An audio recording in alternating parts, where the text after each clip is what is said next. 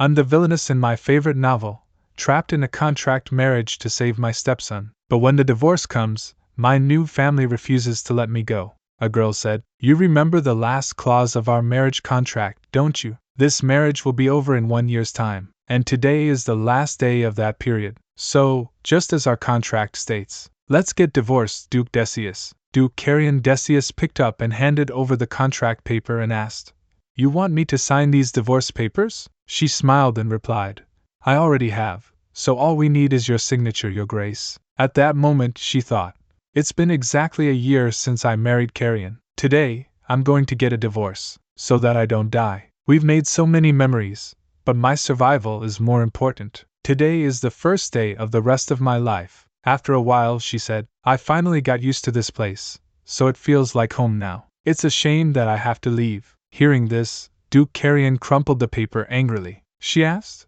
Your Grace, why are you ripping those papers? Duke Carrion tore the paper angrily and replied, I will never write nor sign such papers. Hearing this, she think, What the hell is he saying? Then she stood up and asked, Why won't you grant me a divorce? Duke Carrion replied, I shall not. You will never be able to leave me, for I have come to harbor feelings for you. Hearing this, she shouted loudly, Excuse me? Duke Carrion said calmly, So I do hope you give up on divorcing me. At that moment, she began to think, Has he lost his mind? What's with the sudden confession? Then she says, But that's a breach of contract, Your Grace. We agreed that if one of us breaches the contract, Duke speaks, there would be a hefty fee to pay. Yes, I can pay you that fee right away. Would you like one of the mansions I own to start with? Hearing this, she shocked and said, Excuse me? Duke speaks, Once I pay you the compensation fee, our marriage contract is nullified, so never bring up divorce again, all right? You just said that this manor feels like home now, didn't you? You'll be able to stay here, forever. She think again.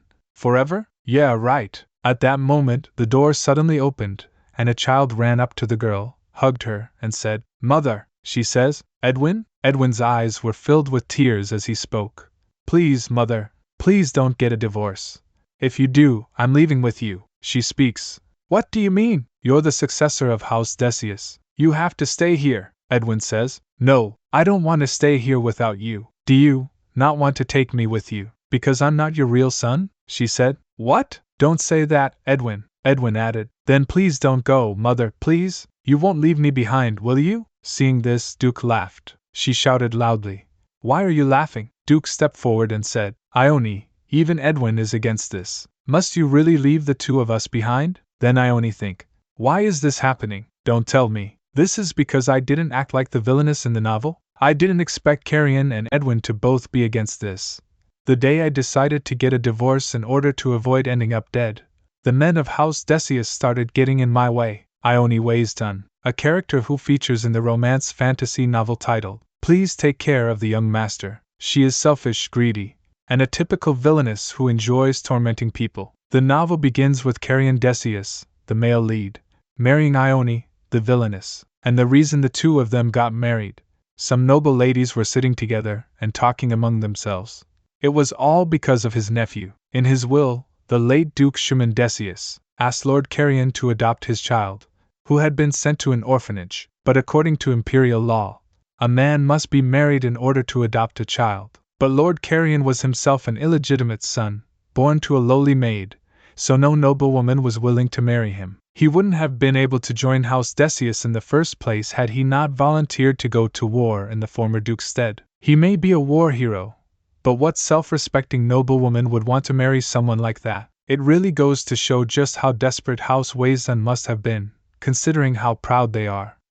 But then again, I suppose their family was ruined, so they didn't have much of a choice. Oh yes, I heard. Bacchus, the patriarch, passed away and left them with his enormous gambling debt, didn't he? House Waysdon, ruined by gambling debts, had no choice but to sell their daughter. I don't know if Ione Waysdon is capable of being a good wife. I just hope that awful woman doesn't torment the poor child. It was really just a marriage of convenience.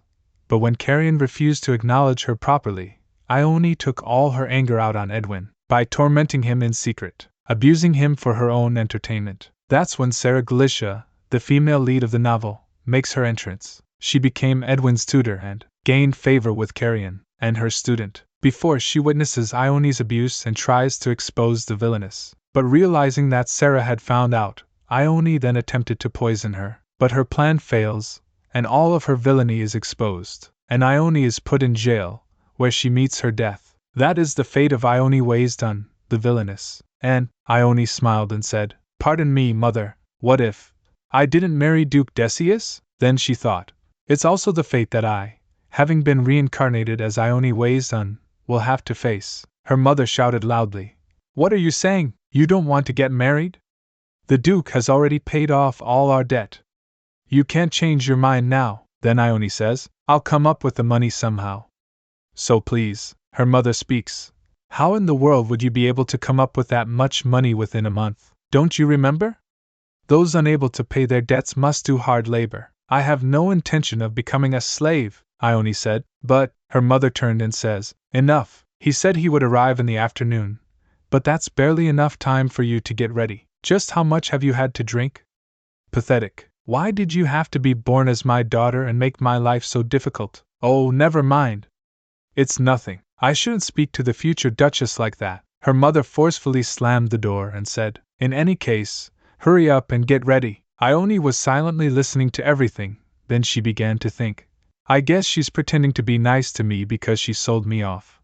If I wanted to pay off that debt with hard labor, getting paid less than minimum wage, I'd have to at least win the lottery, huh? But this wouldn't change anything compared to my past life. I was abandoned as a baby, grew up lonely, and faced a lot of hardship. When I finally left the orphanage, I told myself, you'll always be alone in life, so money is your best friend. With that motto in mind, I spent my 20s working tirelessly to earn money, until I was finally able to make a down payment on a small apartment for myself. I finally have my own home. But on the happiest day of my life, I was hit by a car, and when I came to, I had become Ione Wei's son. I am glad that Ione's memories all came flooding back, but the fact that I'll have to bust my butt for the rest of my life remains unchanged. I don't want to live like a slave either. That means this marriage is inevitable, but I don't want to meet the same end that Ione did in the novel. What can I do to avoid dying like that? I need to think, though she also gets blamed for things she didn't actually do.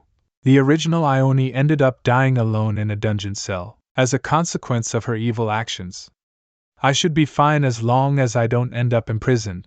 What exactly did she do to land herself in jail? After a while, she shouted loudly, "She abused Edwin." Wait, but that means, my chances of dying will decrease if I don't act like a villainess, right? If I treat Edwin well, and divorce the Duke so I can be gone by the time the female lead arrives, wouldn't that mean I won't die like the real Ione did? Then she clenched her fist and said, "Okay, I'll just be a good person instead of the villainous Ione Wei's and used to be. I'll become a loving duchess who raises her stepson as if he were her own." Then she think again.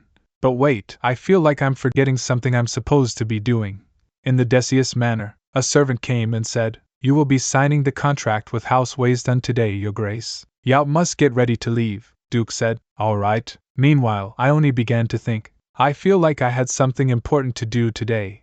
Then her gaze falls on the marriage contract papers and she sighed. "Oh, right." At that moment, she think again. "I remember now, coming here to finalize our marriage contract." Then she speaks. "I've been so distracted by all of Ione's memories flooding into my head at once. This is the worst. Why do I need to face the man who causes my death as soon as I wake up in this world?" She picks up the papers and said, "I need to take a look at these conditions first." Then she read it. Marriage Conditions Section 1. Ione Weisdon will not exercise her status and power as the Duchess. Section 2. Ione Weisdon will not get involved in any family matters of House Decius. Section 3. He just wants me to sit around and do nothing like a doll. Ione says. Ione must have been furious, given how prideful she is. Then she think again. But then again, if you look at it another way, this means I can do absolutely nothing and no one will care. At that moment she shouted, "At least that's something to look forward to." Then she read it again. On the top that, "Please think about what conditions you may want to add to this contract, Lady Ione. I will allow whatever is within my power to do." Then she sets the papers down and thinks, "I can add my own condition, which of course, will be divorce. Once Sarah arrives, they'll be busy falling for each other, and I'm not going to stay and get in the way of that at the risk of my own life. I'll just divorce him before that happens. That afternoon, Duke said, I do not have much time, so let's get straight to the point. Lady Ione? Ione smiled and says, Oh, right. I apologize, Your Grace. Then she saw him and began to think. Black hair and purple eyes. He really is the carrion I read about in the novel. But I never expected him to be this handsome. Seeing him in person is a totally different experience. After a while, Duke speaks. Have you finished reviewing the marriage contract I drew up for us? Ione said. Pardon? Oh, yes. Then she think. He gets straight to the point without any small talk. I remember reading about his tone, but to think that he would sound so cold. At that moment, Ione says, I've read it all, and I agree to your conditions, Your Grace. Hearing this, Duke nodded and said, Thank you, Lady Ione. She think, No, thank you. I don't have to take on any of the duties expected of a duchess. How nice is that? I'm just going to eat, sleep, and veg out all day, every day. In exchange, I also have a condition. Duke asked. What is it? Ione replied. Please divorce me, Duke said. Divorce? She says. Yes. Then she slid the paper across the table. The Duke looked at the papers and added, This marriage will conclude in 1 year's time. She speaks. We have an image to uphold, so I thought a year would be long enough. Duke says. Divorce, you say. Then she speaks. Once we get divorced, I will leave House Decius right away.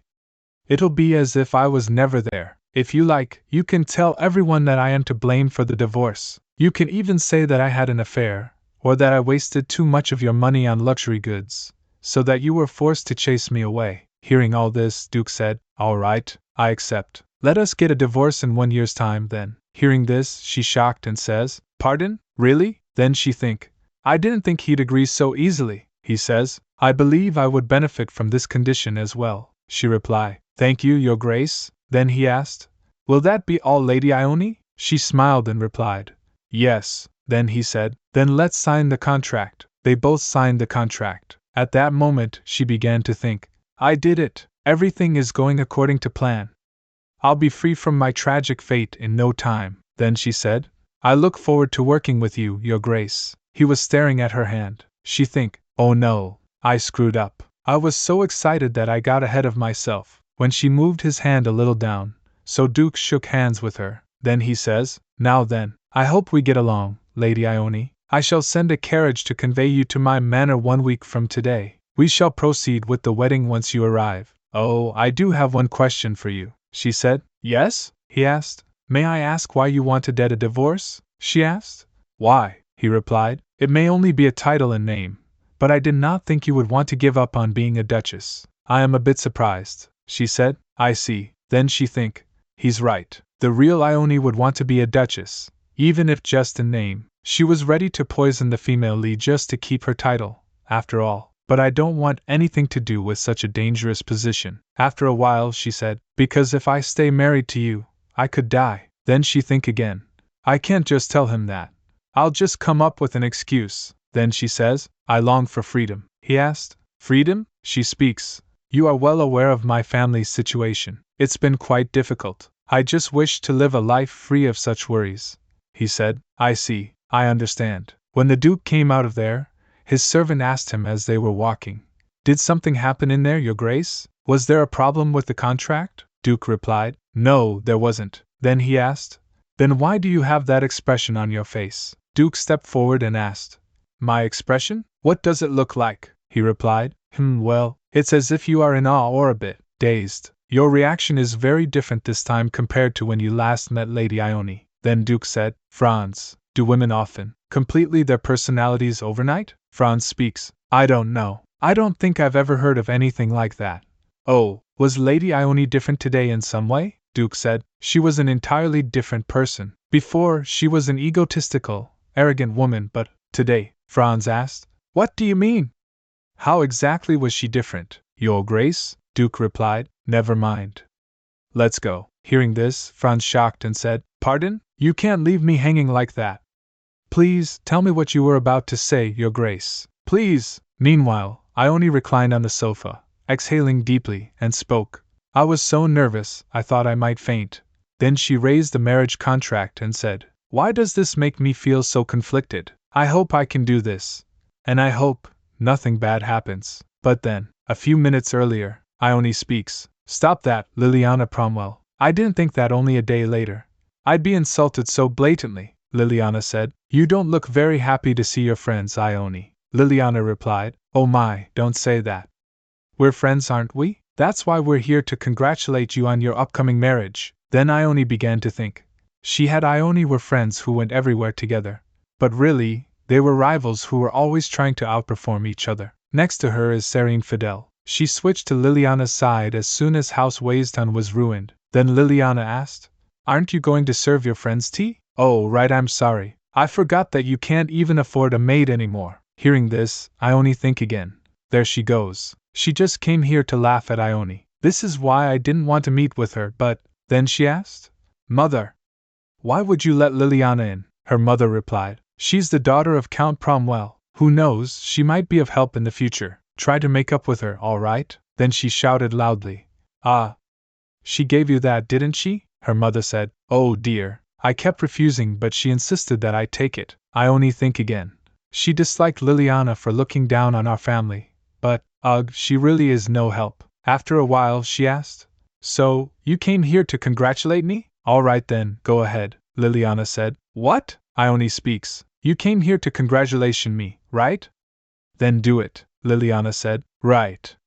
Congratulations, Ione. You get to marry famous Duke Carrion Decius. Then Serene says, I'd like to congratulate you too, Ione said. Thank you, Liliana and Serene. Then Liliana began to think. What? Why is she so calm today? At that moment, Ione stood up and said, That's it, right? Then please be on your way. She turned. Liliana asked, Ione, you did get an official marriage proposal from Duke Decius, didn't you? Hearing this, Ione asked. What? Serene said. Liliana, stop. Liliana speaks. Since you don't have a ring, I thought maybe he never actually proposed to you. I know your mother practically pushed you into this, but isn't this going too far? Oh, I suppose he's not used to noble customs because he's an illegitimate child, Serene said. Stop that, Liliana Cromwell, Liliana says. Am I wrong? His poor fiancée's family was ruined, so she has to live in a manor without any servants. But he hasn't lifted a finger to help you. I'm worried this might be a sham marriage, Ione. What did the Duke look like? I heard that his face is horribly scarred from the battlefield. Was he as gruesome looking as they say? Isn't that why he's never appeared at any social events? Hearing this, she clenched her fist and think, You little snake. Suddenly, a voice was heard. Lady Ione. She turned around and saw that it was Duke Carrion. She said, Your Grace? Then she think, Why are you here, Carrion? After a while she asked, What brings you here, Your Grace? I didn't hear you arrive. Duke Carrion replied. The door was open. Then she think, Don't tell me he heard everything. Then Duke asked, May I greet your friends? She replied, Sure. Then Duke said, Hello, I am Duke Carrion Decius. Serene bowed and says, Hello, Your Grace. My name is Serene Fidel. Then Serene speaks. Liliana? You should greet his grace. At that moment, Ione began to think, Is she going to ignore him just because he's an illegitimate child or something? Liliana stepped forward and said, Hello, Your Grace. I am Liliana Cromwell, daughter of Count Cromwell. Ione saw her and began to think again. Wait, why are her cheeks all red? Then Duke speaks. I heard that you came to congratulate us on our engagement. She was trembling with fear and said, Ione looked at her and thought, No wonder she's afraid. Carrion might be looked down upon by the nobles, but he is still a duke. He's the patriarch of House Decius. In the Ursinian Empire, it's second only to the imperial family. The war hero who dealt with the barbarians. She was just caught making fun of such a great man. After a while Duke asked, If you don't mind, would you allow me to interrupt your time together? Liliana replied, Pardon? Suddenly, the Duke went down on one knee. Then Ione asked, Your Grace? Why are you getting down on one knee? At that moment, the Duke took out a ring and said, Lady Ione Wayston, please marry me. Seeing this, she shocked and asked, What? Really? Now, seeing this, Liliana think, There's no mistaking it. That's a blue diamond. Colored diamonds are incredibly rare in the Empire. Why would he use such a precious stone? On someone as insignificant as Ione? Then Liliana clenched her fist angrily. Ione began to think as she looked at the ring. Whoa, this is too much.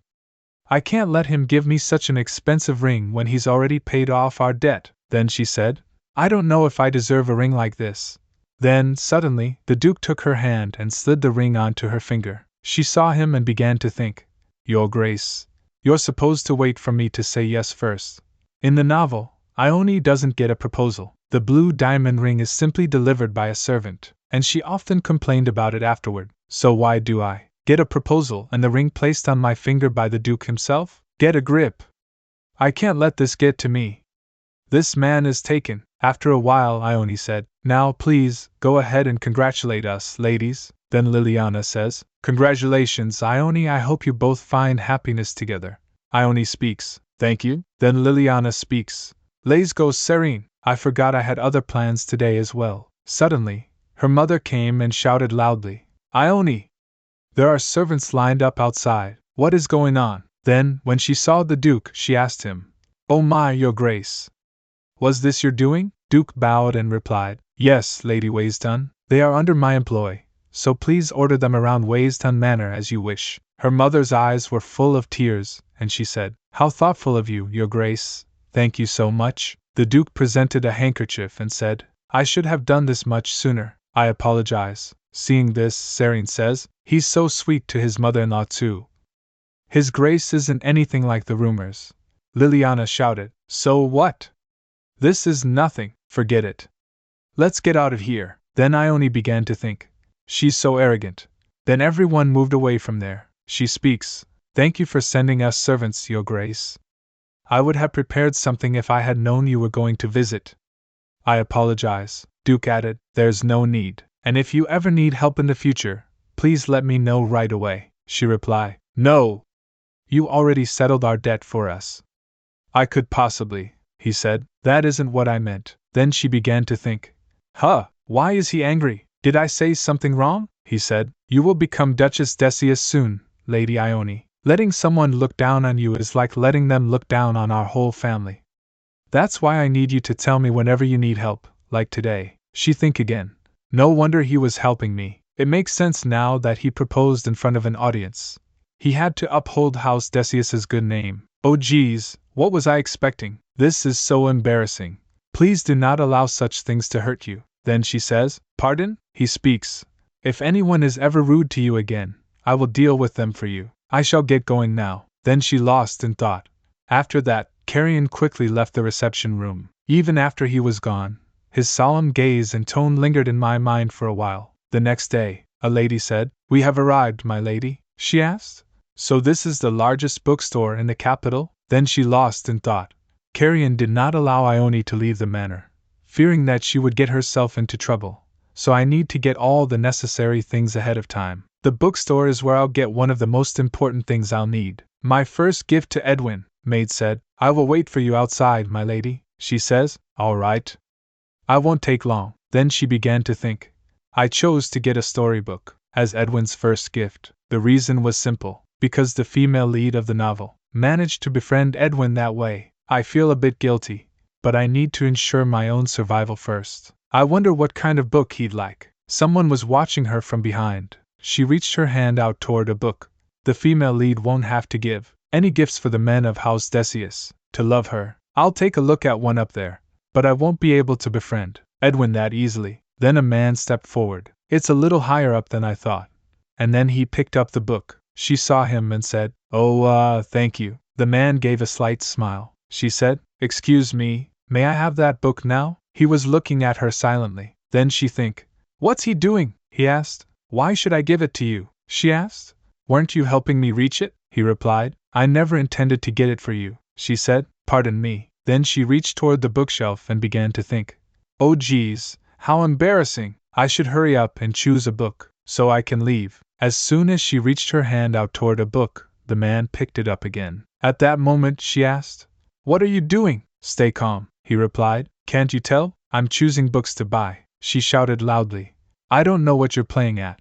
But it's very unpleasant, he asked. Unpleasant, you say? Why don't you just grab the books first then? Then she lost in thought. Clear scars on his right hand, blonde hair and red eyes. Don't tell me this is Lenin Decius. In the novel, Lenin Decius is part of House Decius's branch family. He and Carrion are cousins, and Linan constantly tormented Carrion when they were young. The scars on the back of his right hand came from dueling Carrion. he think, I lost to Carrion? How dare he beat me? Not only did the loss scar his ego, but it also left him with a scar that would stay with him for life. He's also a villain who wants Carrion and Edwin gone, so he can take over. As patriarch of House Decius, he must be acting like this, because he knows I'm Ione Waysdon. He might have even followed me into the bookstore. In the novel, Lenon even set a spy on Sarah, the female lead, to see if she'd be useful to Carrion, but he never spied on Ione thought. But, why not? Oh, because he concluded that Ione wasn't worth spying on. Ione was ill-tempered, and not very smart either. Lennon never considered her an obstacle. In fact, he thought the marriage between Ione and Carrion would benefit him. So he even abandoned his plans to assassinate her. That means, if I show him a different side of Ione than in the novel, I might get assassinated. Help me, there's only one way to get out of this predicament. After a while, she asked, Excuse me, do you like me or something? Lennon replied, Pardon? She smiled and speaks. What a bother! Men like you always flock to me, wherever I go. It's so tedious. I suppose I can't blame you. I'm sorry, but I can't accept your feelings. I'm already engaged, you see? Then she think, I'll act as shallow and vapid as possible, so he doesn't see me as worth his time. Lennon asked, What in the world are you talking about? What is wrong with you? She replied, laughing. You've no choice. I already have someone. So you have to give up on me. I'll pray you find a beautiful woman of your own. Not that she'll be anywhere near as stunning as me. Saying this, she began looking for book again and began to think. I hope that made me look foolish enough. This isn't making things worse, is it? You never know. I'll just say one more thing. Then she speaks. By the way, can you read this? It's not that I don't know how to read, but a few of these words are a little tricky, Lennon said. Ha, you're looking at a storybook for children. Looks like he got himself a bride, suited to his lowly background. Hearing this, she think, What was that, you bastard? I can hear you. Then she asked, Hello? Tell me what this world is. Lennon turned and replied, You're on your own, lady. How degrading. She think again. I was just acting, but now I feel a little insulted. He shut the door and walked away. She think again. He's finally gone. Then she chose books and said, Now then, excuse me, I'd like to buy these books, please. Lennon speaks. I was able to meet her quite quickly, thanks to you keeping an eye on her. Good work, Nelson. What did you think of the wench? Nelson said. The rumors about her all seem to be accurate. Lennon says, The only good thing about her are her looks. She had a strange personality, and was incredibly ignorant. Nelson added, Yes, I got the same impression, although, come to think of it, she did seem to exaggerate a lot. Lennon said, Come to think of it, she did seem to be exaggerating a lot. Nelson replied, Shall I have a spy keep an eye on Ione Waysdon? Lennon replied, No. I'm just imagining things. Someone as uneducated as her couldn't possibly be clever enough. She won't help Carrion in any way. In fact, she'll only hinder him. Let's ignore that foolish woman and continue our investigation. Nelson says, Understood, my lord. After a while, she was ready to leave. Then her mother, crying, said, Be well, Ione, and thank you. Then Ione saw her and think, She was so harsh all this time. But I guess even a mother like her is sad to see her daughter go. Her mother says, Your brother Bacchus should be able to rest in peace now. I can die happy now, Ione said. Bacchus? Her mother added, Your brother had such a hard time with all that debt before he passed away. Now that the debt has been settled, I wish Bacchus could come back to life and lead House Waysdon again. Hearing this, Ione think, What is she saying? Bacchus was the one who caused all that debt. Even the tears she's showing while parting with her daughter aren't meant for her daughter at all. I can't believe she's crying over her son, who ran away and left his family in debt. Now that selling off her daughter has improved her life better. Then she shouted loudly, What did Bacchus ever do for us? He left us drowning in gambling debt, and ran away like a coward. The reason this happened to our family is because of that bastard. Her mother slapped her. Then Ione thought, Did I just get slapped in the face? Then her mother shouted loudly, You are terrible! How could you say something so cruel about your own brother? Ione said, I'm being cruel? It's his fault that I'm being sold off to someone as a bride. Don't I have the right to speak my mind? Her mother shouted loudly, Being sold off? What are you saying? Isn't becoming a duchess a good thing for you? Everything Bacchus did was for the good of our family. Then Ione thought, back is this, back is that. She won't stop talking about him. At that moment, she turned and said, "Fine, I'm leaving now. Have a good life, mother," her mother says. Ione! Then Ione began to think. All she thinks about is her son. Even on the day her daughter is leaving. I guess this is for the best. I don't have to feel bad for her. Then she speaks. "You don't have to come to the wedding," her mother shouted loudly. "Good, I'm glad to hear it. I refuse to go to the wedding of such an ungrateful daughter. You hear me? I'm not going." She sat in the carriage and slammed the door shut. Her mother shouted loudly. "Wait! Ione, are you just going to leave like that?" she said. "Please depart," coachman replied. "Yes, my lady." Her eyes were full of tears, then she began to think. "I can't believe the first family I ever had would be so terrible. If that's what family is like, I'd rather not have any. Have we arrived?" Then when she looked out of the window, she would be surprised and think, "Whoa, it's huge! That's the Duke's manor? I'm sure a big place like this has lots of attendants." She got out of the carriage and stood there. She said, "Wait, where are all the servants? No one's here to greet me." Then she reached her hand out toward her bag and lost in thought. "Well then, I'll go look for Edwin first. I guess it's only natural that no one is here to welcome me." According to the novel, the day Ione arrives at the manor, everyone is busy looking for Edwin, who has disappeared. Meanwhile, Edwin was sitting in his room, studying. Felice Decius, the first patriarch. The second was Seraph Decius. And the third. Then he think, "I don't want to study anymore." At that moment, Edwin hears some servants talking among themselves. "I heard the Duchess is arriving tomorrow. I suppose young Master Edwin will be treated poorly from now on." Rumors say the young lady was infamous for her temper in the capital. She apparently drank herself into a stupor every day, because she didn't want to marry the Duke. Goodness, if someone like that had her own child, she'd be eager to kick out the young master. Hearing all this, Edwin began to think. The Duchess arriving tomorrow will treat me poorly? That sounds just like the evil stepmother that one of the older girls of at the orphanage read to me about. Stepmothers starve and torment children before kicking them out. That might happen to me as well if the Duchess is like that evil witch from the story.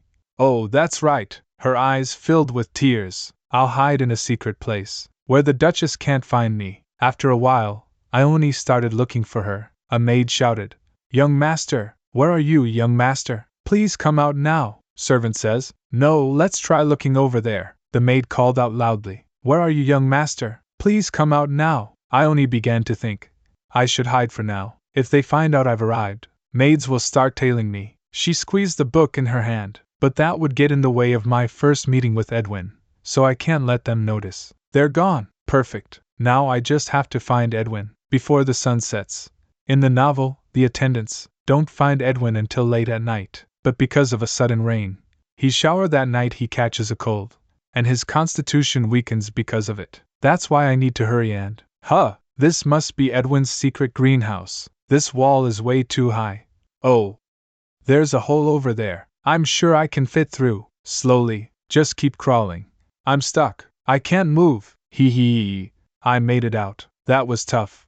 Then she speaks. I'll have to do something about this wall. My clothes are ruined. Suddenly, the bush rustled. Ione began to think. Someone's there. Could Edwin be hiding here? I'll have to move slowly so I don't scare him. Then she stepped forward and saw Edwin sitting there. Seeing him, she began to think again. Oh my goodness, he looks just like a baby angel. He rubbed his eye. Then he asked, "What happened? How did you get hurt? You look like you're in pain." She think, "Oh, I found him. This has to be Edwin." Then she said, "It's fine. Nothing happened. I'm all right." Edwin says, "But your clothes are all torn up. Are you sure? Should I call a physician?" Then, seeing him, she thought, purple eyes shining with sorrow, and a kind, thoughtful personality. This is Edwin, my favorite character in the novel. Even when he was abused by Ione and ignored by the attendants, he always worried about others because of his kind nature. He even apologized to the maid who had helped torment him when she showed him sympathy. He was so innocent and naive that I really wanted to become part of his family. Wait a minute. Edwin is my stepson now, right? The Edwin I had loved in the novel. My son? The boy I had longed to feed, tuck in at night, and read stories to? Then she said, "I'll be good to you, my son," Edwin asked. "By the way, how did you get in here?" Nobody knows about this place but me. She smiled and replied, Oh, I was just walking along, and ended up here. Then she think, he's so cute when he's confused. He speaks. I see. Are you a guest here to see the Duke? I'll guide you to the manor. Are you, perhaps, the Duchess? She smiled and said, That's right. I am Ione Waysdon, soon to be Duchess Decius. It's nice to meet you, Edwin. Hearing this, he shocked and said, The Duchess? At that moment, he turned and think, The witch? She says, Edwin? Then suddenly, he hugged her tightly and spoke. I'll be good, I promise, so please don't send me away, she asked. What do you mean? Why would I send you away? You're the successor to Duke Decius. Who would do that? Then he asked. You're not going to kick me out? She replied. Of course not. He asked again. And you won't be horrible to me? She replied. How could I be horrible to such a nice boy? Then she gave him the book and speaks. Here, I've even brought you a gift. A storybook? I'm not a child, you know, so I don't like storybooks. Hearing this, she think, how cute. I guess he likes my gift. What was he doing inside the greenhouse anyway? He was dozing outside just now. At that moment, her eyes fell on a book lying on the floor and began to think again. Ooh, a book. I wonder what it is. Then she went over to the book, picked it up, and began to read. First Patriarch Felice Decius, second Patriarch Seraph Decius. After reading it, she thought, this is the biography of House Decius's patriarchs. Edwin hated this book in the novel. Then she showed the book and said, I'd like to borrow this book. Edwin says, Pardon? But, she speaks, it's fine, if your tutors say anything. Just tell them the Duchess borrowed it from you. All right then. Shall we go now? She held out her hand, but Edwin didn't take it. Then she pulled her hand back and said, I guess I'm getting ahead of myself. I'm sorry. That was embarrassing. Let's hurry back. Edwin replied, No, thank you for the book. Hearing this, she think, he's so adorable. Then she says, I'd like to thank you too. Thank you for thanking me. Meanwhile, the Duke was looking for Edwin and called out to him. Edwin, where are you? At that moment, then he saw Edwin coming toward Ione. Then he asked, Why were you with Edwin? Ione shouted loudly. Hold on, I know what you're about to say. So please keep it to yourself for the moment. Hearing this, the Duke was stunned. Then she think, Wait, why is he looking at me like that? At that moment, the servants began talking among themselves. Is that the Duke's fiancée? Why does she look like that? I heard her family was ruined, but do they not even have the money for a new dress? Hearing this, she think, Oh yeah, I look terrible right now. Then Duke said, Everyone is dismissed. They all said, Yes, Your Grace. She think again. Is he embarrassed about his fiancée looking like a slob? Or is he being considerate toward me? Then Duke asked, Lady Ione, why do you look so disheveled? Did something happen? She smiled and replied, I was just looking at the flowers in the garden, and ended up a little dirty. Duke asked again, Were you rolling around in the dirt? How did you end up like this? She replied, Good question. I have no idea, Duke said. More importantly, Edwin, she says, I got lost looking around the garden as soon as I arrived. But thankfully Edwin found me and brought me back. Then she winked at Edwin. He asked, Edwin, is this true? Then she asked, Do you not believe me? At that moment, she showed the book to the Duke. Then she said, Edwin said that he fell asleep while studying this book in the annex library, and after he woke up, he found me on the way back. So stop interrogating him. He asked, Is that true? Edwin replied, Well, you see. Then she winked at Edwin again. Edwin says, Yes, Your Grace. Hearing this, she think, Good job. Then they clapped. Duke said, All right, go on inside, Edwin. She says, We did it, didn't we? Edwin reply, Yes. Duke says, I need a word with you, Lady Ione. Then she think, What does he have to say to me? He speaks, Lady Ione, you seem to get along well with Edwin already. She asked, Do you think so? He replied, He's very wary of strangers. But if he agreed to show you the way, you must have befriended him. Then she think, Even Carrion thinks so. That means the first step of my plan was a success. He says, How did you? Never mind. Please ignore that. She asked, Would you like to befriend Edwin too, Your Grace? He replied, Yes, I feel as though we have grown even further apart now than when we first met. Then she lost in thought.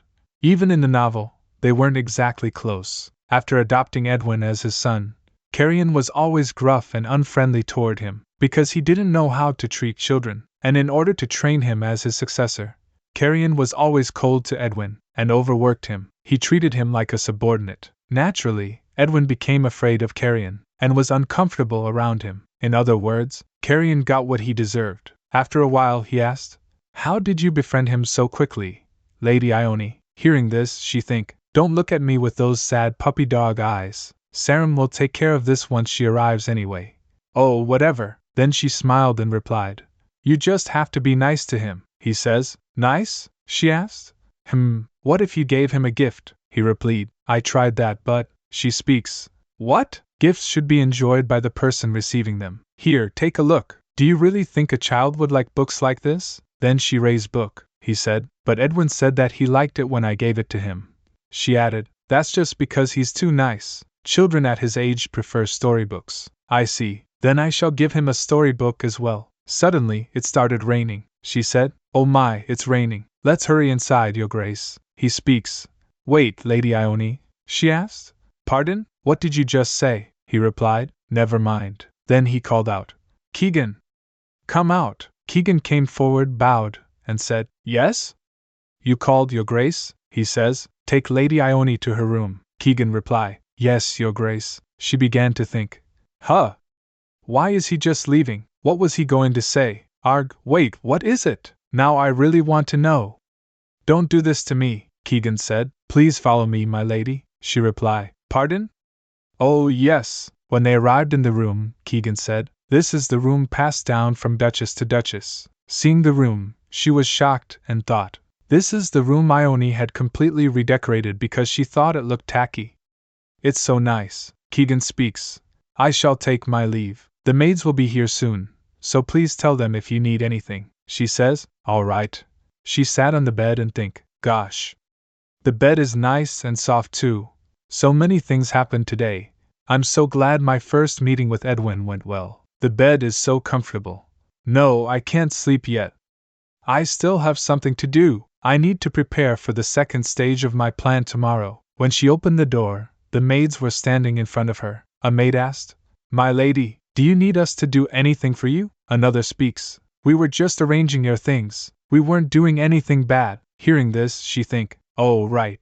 The maids here are scared of me because of the rumors." Then she said, "Just go back to what you were doing. If you find an envelope containing some documents while you're putting things away, hand it to me." Maids reply, "Yes, my lady." A maid said, "My lady, we've found the documents you were looking for." She opened the envelope and began to think, "Perfect. I was pretty nervous that the newspaper wouldn't have this. I hope the effort was worth it. This contains my marriage contract, and the weapon I need for the second stage of my plan. This should be enough for tomorrow's plan to go off without a hitch." The next day, the Duke was busy with paperwork in his office when suddenly there was a knock at the door. "Come in," Keegan said, "Your Grace." "Something has happened. Lady Ione is having a shouting match with Lord Edwin's tutor." Hearing this, Duke shocked and asked, "What do you mean? Why would she fight with him?" Keegan replied, "Well, I hear that she was infringing on his rights as a tutor." Duke asked, "Infringing on what? What is her reasoning?" Then he crumpled the paper. Keegan replied, "The maids told me that Lady Ione burst into the room where Lord Edwin was being taught, and suddenly ordered for the tutor to be thrown out." Duke asked, "Lady Ione would not have done so without a reason. Did she not explain her actions?" Keegan replied, "Yes, she would. You heard the rumors about her, Your Grace. Her temperament does not suit that of the noble house Decius. I apologize for being so forward, but you should really reconsider marrying her." And, hearing this, Duke shouted loudly, "Keegan, you are crossing a line. I chose to go through with this marriage." Then Keegan speaks, "I apologize, please forgive me, Your Grace." At that moment, Duke began to think, Keegan is extremely loyal to House Decius. This was just a mistake made with pure intentions, so I should let it go. Then Duke speaks, "Just be more careful from now on, Keegan." Keegan said, "Yes, Your Grace." Duke says, "Also, those rumors about Lady Ione are nothing but slander." "I'm sure of it." Keegan reply, "I will take that to heart, Your Grace." Duke speaks, "Lady Ione is a wise young woman. She would never be so rude." At that moment, Ione came in, slammed the door shut, and shouted loudly, "Your Grace, I have something to tell you." Then Jackin came and shouted loudly, "Wait, Your Grace. Please listen to what I have to say first." Lady Ione interrupted my lesson without warning and got in the way of my class. Ione speaks, Your Grace, this man is a terrible person. You must fire him at once, then Keegan said. She does seem rather rude. Then the Duke slammed the table hard and shouted, Enough! Tell me what happened, one at a time, Jackin said. May I go first, Your Grace? Duke says. Go ahead, Jackin added. I was in the middle of a lesson with Lord Edwin when Lady Ione burst in without warning and began to make a scene. Hearing this, Duke asked, Is that true, Lady Ione? Ione replied, Yes, it is. Then she added, But only because that man was about to strike Edwin. Then Duke asked, Is that true, Jackin? Jackin replied, As you know, Your Grace, I always use a pointing stick during my lessons. Lady Ione must have misunderstood and imagined that swinging it around meant I was going to strike the young master. Hearing this, Ione shouted loudly, Excuse me? A pointing stick? You were about to strike Edwin's frail little hands with that stick of yours. Jackin speaks. This is slander, Your Grace. You know I would never do such a thing. I gave up positions at other noble houses just to teach Lord Edwin. Then the Duke slammed the table hard and sighed. Keegan, he replied. Yes, Your Grace, Duke said. Bring Edwin here. At that moment, Ione showed an envelope and speaks. No! You don't need to call him here, because I can show you what kind of man this tutor is even without Edwin. A few hours earlier, Edwin Decius's testimony, which he was never able to give, Jackin said. You didn't bring your book, Lord Edwin, Edwin says. The Duchess borrowed it from me. Then Jackin asked. So now you're lying to me? Edwin replied. Pardon? Then Jackin shouted loudly. Why would she want to borrow your book? I know that you just lost it somewhere on purpose because you didn't want to study. Edwin got scared and said, No! I'm not lying! I swear, Jackin speaks. I know that you just lost it somewhere on purpose because you didn't want to study. Then prove that you didn't just lose it somewhere because you didn't want to study. Edwin asked. How do I do that? Jackin replied. If you didn't lose the book on purpose, then you must have studied hard. I will ask you a question. Let's see if you can answer. Then Jackin raised the stick and said, Then I'll believe what you said. But if you can't, it'll be 10 strikes to your palms. Then he think, he's nothing but a dirty illegitimate child. How dare he try to fool me with an obvious lie? I'll teach him a lesson. If it hadn't been for that incident, I wouldn't even have to be here to deal with you. Then he asked, Here's my question, Lord Edwin. What were the achievements of the 4th Patriarch of House Decius? Edwin replied, His achievements? But my homework was just to memorize their names. Jackin speaks. I kept telling you to read the whole book, didn't I? And how dare you raise your voice at your teacher? Hold out your hands. Edwin put his hand forward and replied, Yes, sir. Then he picked up the stick and shouted loudly, You are pathetic! All the other young nobles your age already know their house's history and traditions by heart. How much longer are you going to stay so ignorant? As soon as he tried to strike, he grabbed the stick. He shouted, Excuse me? Ione said, You're not supposed to hit children. How dare you try to hit my son?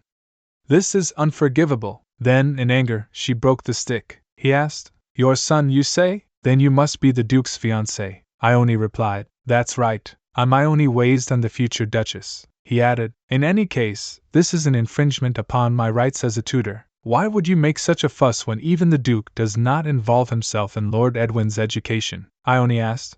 Infringement? Make a fuss? How could you say that about a mother trying to protect her son? He shouted loudly. Ha! You are not even the Duchess yet, she speaks. So you want me to stand by while you abuse a child? Besides, the Duke couldn't have ordered you to punish Edwin in this way. Edwin steps in and said, Excuse me, he says. It is my responsibility to teach the young master. I'm all right.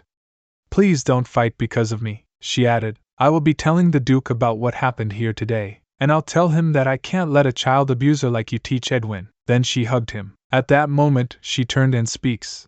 I'm going to tell the Duke everything that happened here today, and I'll tell him that I can't let a child abuser like you teach Edwin. Hearing this, he shouted loudly, Excuse me? Then I'll go as well. I'll also tell His Grace all about how rude you've been. At that moment, Edwin began to think, Lady Ione's going to be in trouble because of me. I hope she's all right. At that moment, Ione showed an envelope and speaks. No. You don't need to call him here, because I can show you what kind of man this tutor is, even without Edwin. Duke speaks. Isn't it important to hear what the person in question has to say so we can find out the truth? Then she think, he's right, but that won't work here. Edwin will most likely say that nothing happened because he doesn't want to burden you. Then Ione opened the envelope, took out a paper, and asked, Jackin, do you know what I am holding here? The noblewoman who fell in love with a tutor, Jackin replied. This tabloid is formed 2 months ago. Huh, she's trying to frame me, Your Grace, Duke said. Keep your mouth shut, Jackin. What does this have to do with him, Lady Ione? Please take a look. It will show you what kind of person this man really is. Then Duke read it. The noblewoman who fell in love with a tutor. There's a noblewoman who fell for her son's tutor while her husband was away at war, defending the empire. And so, the noblewoman and tutor grew so passionate that their affair did not stop even on the day her husband returned. The noblewoman's husband has a fiery temper, so I hope he never finds out about their love. At that moment Duke speaks. Jackin, you were a tutor for House Edrison before coming here and were highly recommended by the Marchioness, if I recall correctly, he said. Your Grace, please forgive me, Duke says. Answer my question. He speaks. Yes, Your Grace. Then Duke added, and Marquis Edrison happens to be guarding the Empire's borders. In the novel, a month before Sarah arrives at the manor, Marquis Edrison barges in and puts an end to the affair. It was like something out of a soap opera. Then Duke added, if the tabloids wrote about this, most people would already know, which is why the Marchioness sent you here before the Marquis could find out about you too, he says. Your Grace, please forgive me.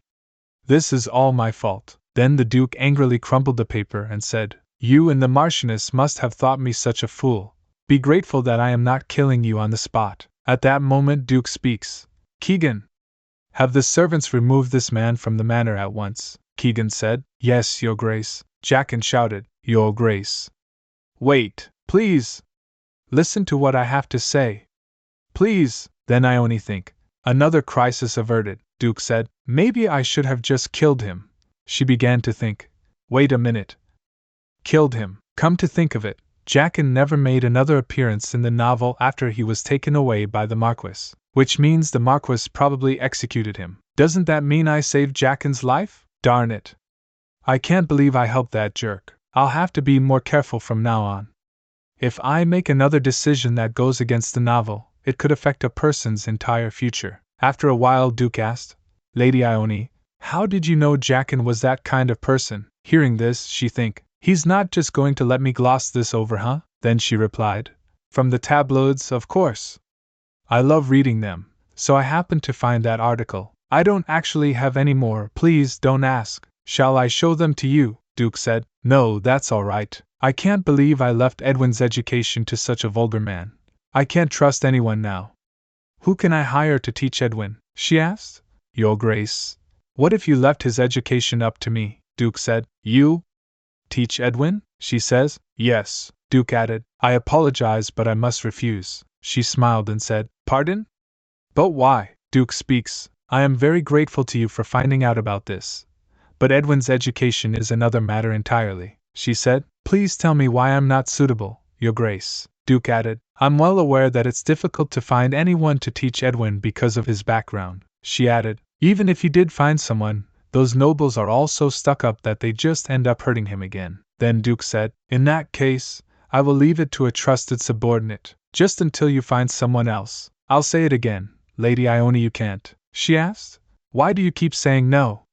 Please tell me the reason, Duke replied. It's because I will die soon. Carrion Decius's argument. Carrion Decius spent 16 years of his life as an illegitimate child of House Decius. Because he was the son of the Duke and a maid, he was neglected while growing up.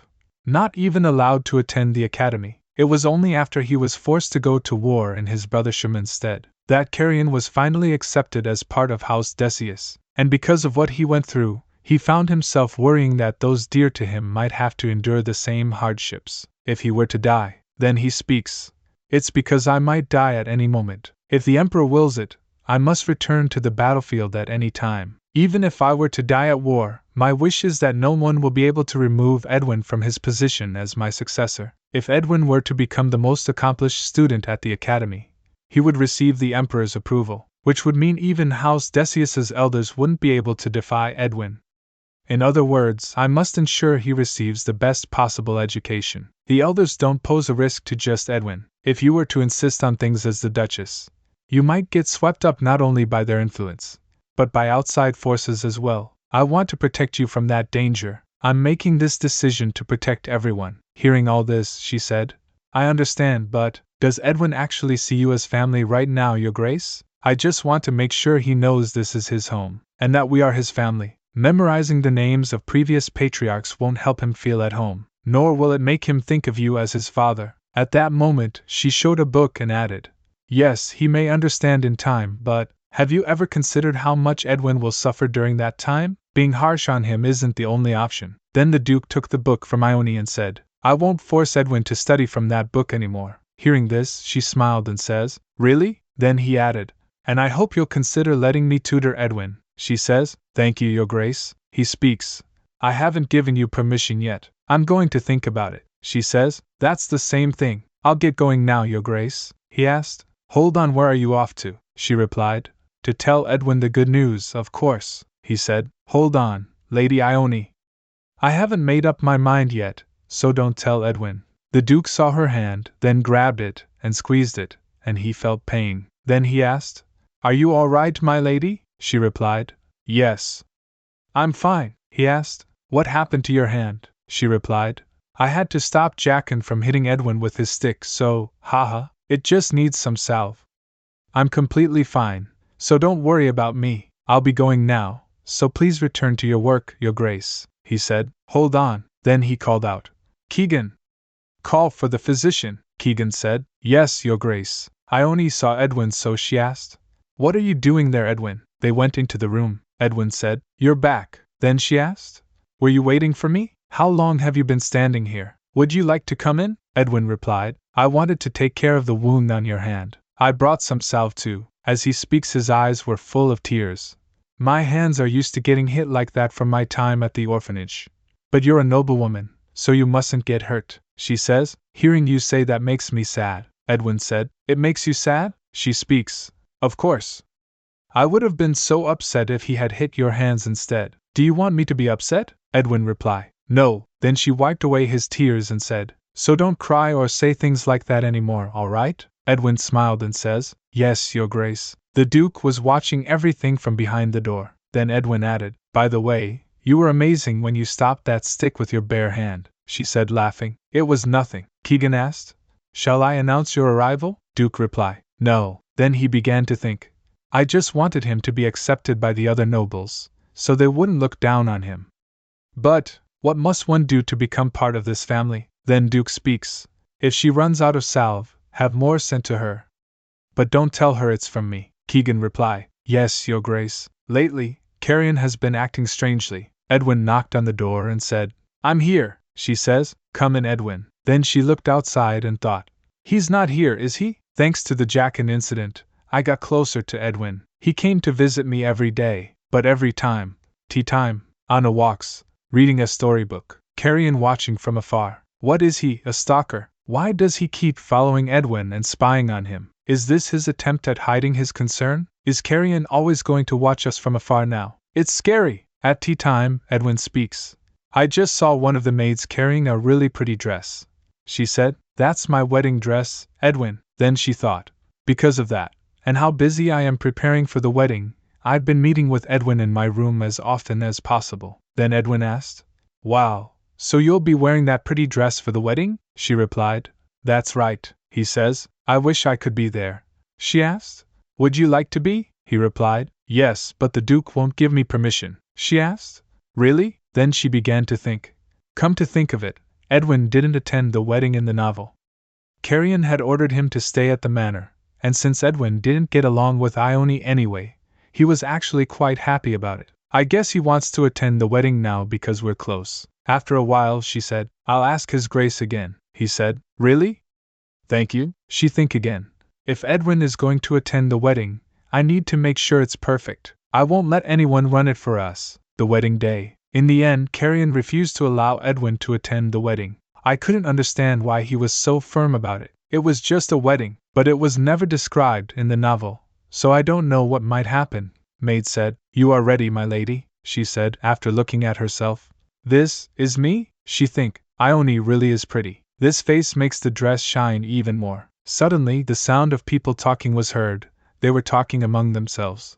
There aren't many guests, especially considering that someone of such high-ranking noble is getting married. Who would want to come to the wedding of an illegitimate heir? This isn't just any wedding. He's getting married solely to adopt his brother's son, so the illegitimate son is taking in another illegitimate child. Maybe His Grace feels sorry for him because they're alike. Hearing all this, she began to think, wow, they're being so rude. How dare they speak like that about the Duke? Is this why he didn't want Edwin here? So that precious boy wouldn't have to overhear all these jerks. I guess Carrion made the right decision. Suddenly there was a knock on the door. She said, "Come in." Then Liliana came inside and asked, "How are the wedding preparations going?" Ione asked.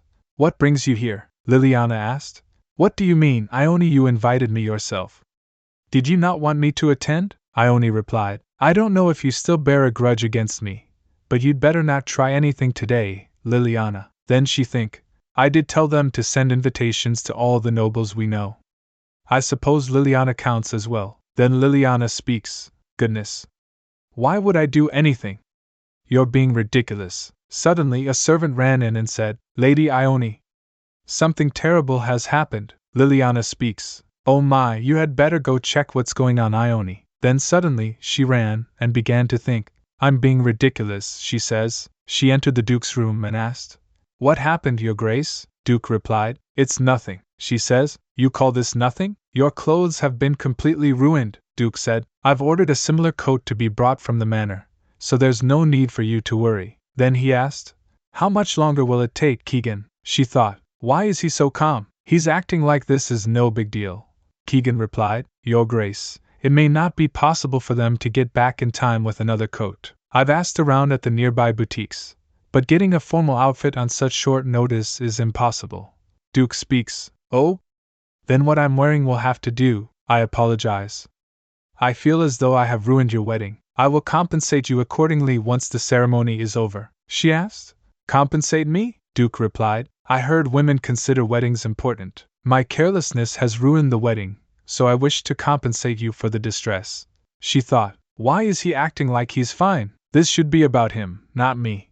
It's easy to see why this happened. According to the novel, Carrion has been bullied ever since he was a child. He's so used to it that something like this doesn't strike him as a big deal. But I refuse to let them get away with this. Then she says, "Your Grace, why is it your fault that something happened to your coat? And why should you have to compensate me? This wedding is just as important to you as it is to me. A wedding is a ceremony where nobles must fulfill their duty as hosts. You are the patriarch of House Decius. You need to think about how we can fix this so that you won't be humiliated before the vassal families and elders who are here as guests." He added, "You are right. I did not think things through," she said. "As long as you realize that," he says. "Lady Ione, you are so wise." Hearing this, she think, "What was that? Did I hear that right?" Then she speaks, "In any case, just focus on how to remedy this situation. You need to look dignified in front of our guests, as the head of the house." He said, "Yes, understood." She think again. "But, what can we do?" Then she said, "I've just had a good idea." Meanwhile, Nelson asked, "Did you manage to do it?" Liliana replied, "I did just as I was told. I slashed up the coat and poured wine on it too. Thank that person for me. He made it possible for me to get into the Duke's waiting room without anyone noticing." Nelson said, "Yes, I will let him know." Liliana speaks, "But why did he tell me to ruin the Duke's clothes rather than the bride's dress? I wish I could have ruined her wedding dress instead. Tell him to visit me at Cromwell Manor and tell me all about it." Then Nelson speaks, "Lady Liliana, my master has asked me to relay this message to you. You are not to mention my master's involvement in any way, even if you are caught. If you do happen to implicate him, he said he can't guarantee your safety nor that of your family. I hope you make the proper decisions." Then Nelson leaves. Liliana shouted loudly, "What is that supposed to mean? I only did what I was told. Are you listening to me? Hey!" Hearing this, Nelson began to think, "My master really is incorrigible. At first, he said he wouldn't do anything because so few people would be attending the wedding. Then he recalls that." Liliana shouted loudly, "I want to ruin Ione's wedding, even if I have to rip apart her dress myself. That woman has gotten so arrogant ever since the Duke proposed to her. I don't know what changed his mind." Meanwhile, some nobles whispered among themselves, "What an embarrassment for House Decius, to have so few guests. To think that the most powerful noble family in the empire would become such a laughingstock. Filion Decius Latail, elder of House Decius. Then Lenin speaks. What is taking so long? Although, I suppose the delay is fortunate, since it seems some of the guests haven't arrived yet. Then he lost in thought. This is my chance. Even the elders who oppose Carrion haven't been able to act against him because of Lord Filion, the head elder. After a while, Lenin asked, shall I go and ask what's going on? He thought again. If Carrion loses Filion's loyalty now, he'll be exposed to the other elders and their plans to depose him. Count Latail said, I'm sure there's a good reason for this. The Duke will handle it, so just stay seated. Lenin says, yes, my lord. Then he thought again. Carrion, you really shouldn't underestimate the situation.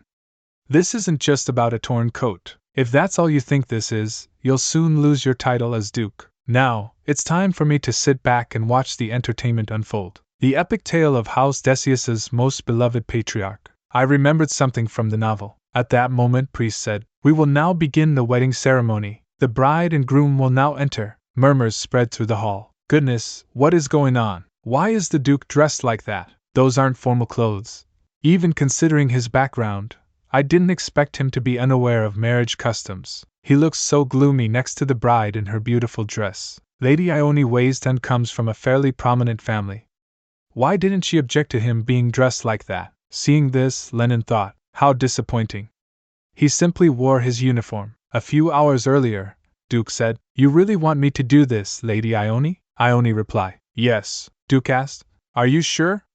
Doesn't it go against wedding customs? Ione smiled and replied, I'm sure there will be enough people who appreciate this gesture. Either you let them look down on you, or you try something. Then she asked, what will you choose, Your Grace? Duke replied, that's the insignia of House Decius. At that moment Count Latail said, that is Taylor's. Taylor Decius accepted even distant relatives as members of House Decius back when the empire was devastated during the war, and when House Decius was later in great danger. The members whom Taylor had aided came together from all corners of the empire to help overcome the crisis. We are able to stand up thanks to the aid offered my members OD House Decius. We are House Decius. We stand united until the very end. Wearing the house insignia on his cloak was something Taylor Decius, a previous patriarch and also Filion Decius Latail's older brother, was known for. Lenin began to think, I suppose this will ensure Filion's favor. And the elders who follow him will all act accordingly, so Carrion has gained a lot from simply wearing the insignia. That man has nothing but his battle experience. He couldn't have thought of this himself. Could there be someone helping him out? Then Ione thought, why is it so quiet? I'm getting more nervous because it's so quiet. Just react, will you? And don't stare like that.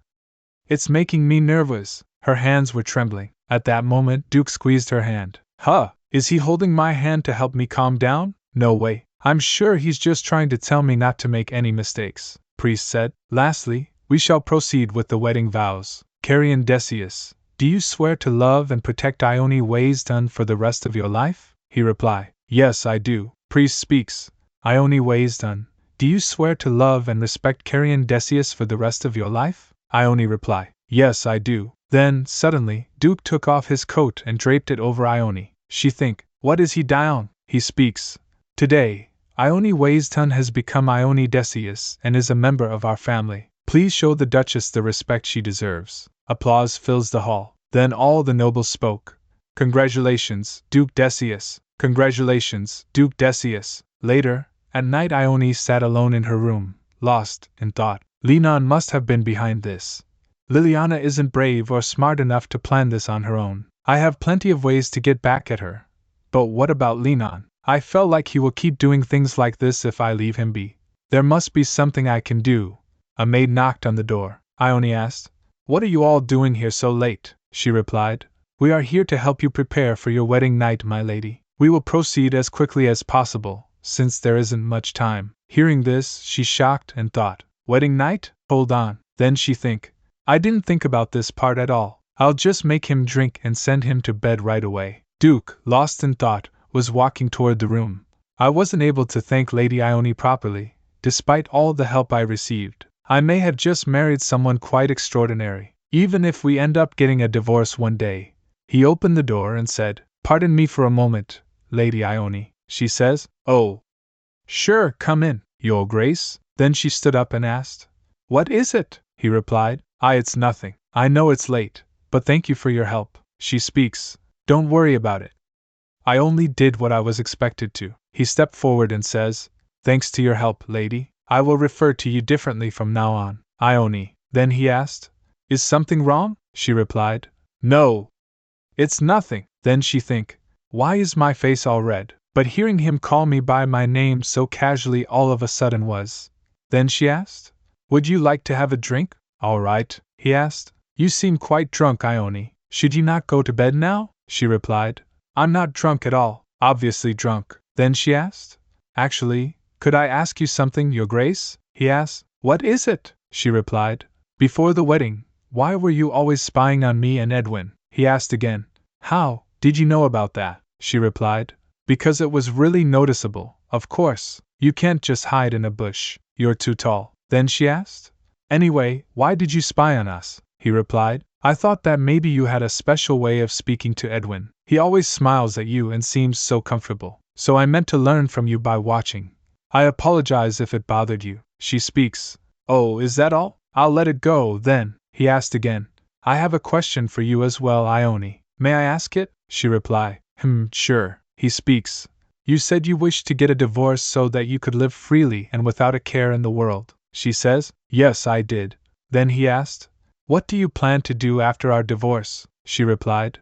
I thought I might travel for about a year first. That way, I can eat all kinds of good food and enjoy myself, he said. And, she speaks. My dream is to experience my own fateful love story while I travel. I just want some romance while I see the world, he says. I see. Then she added.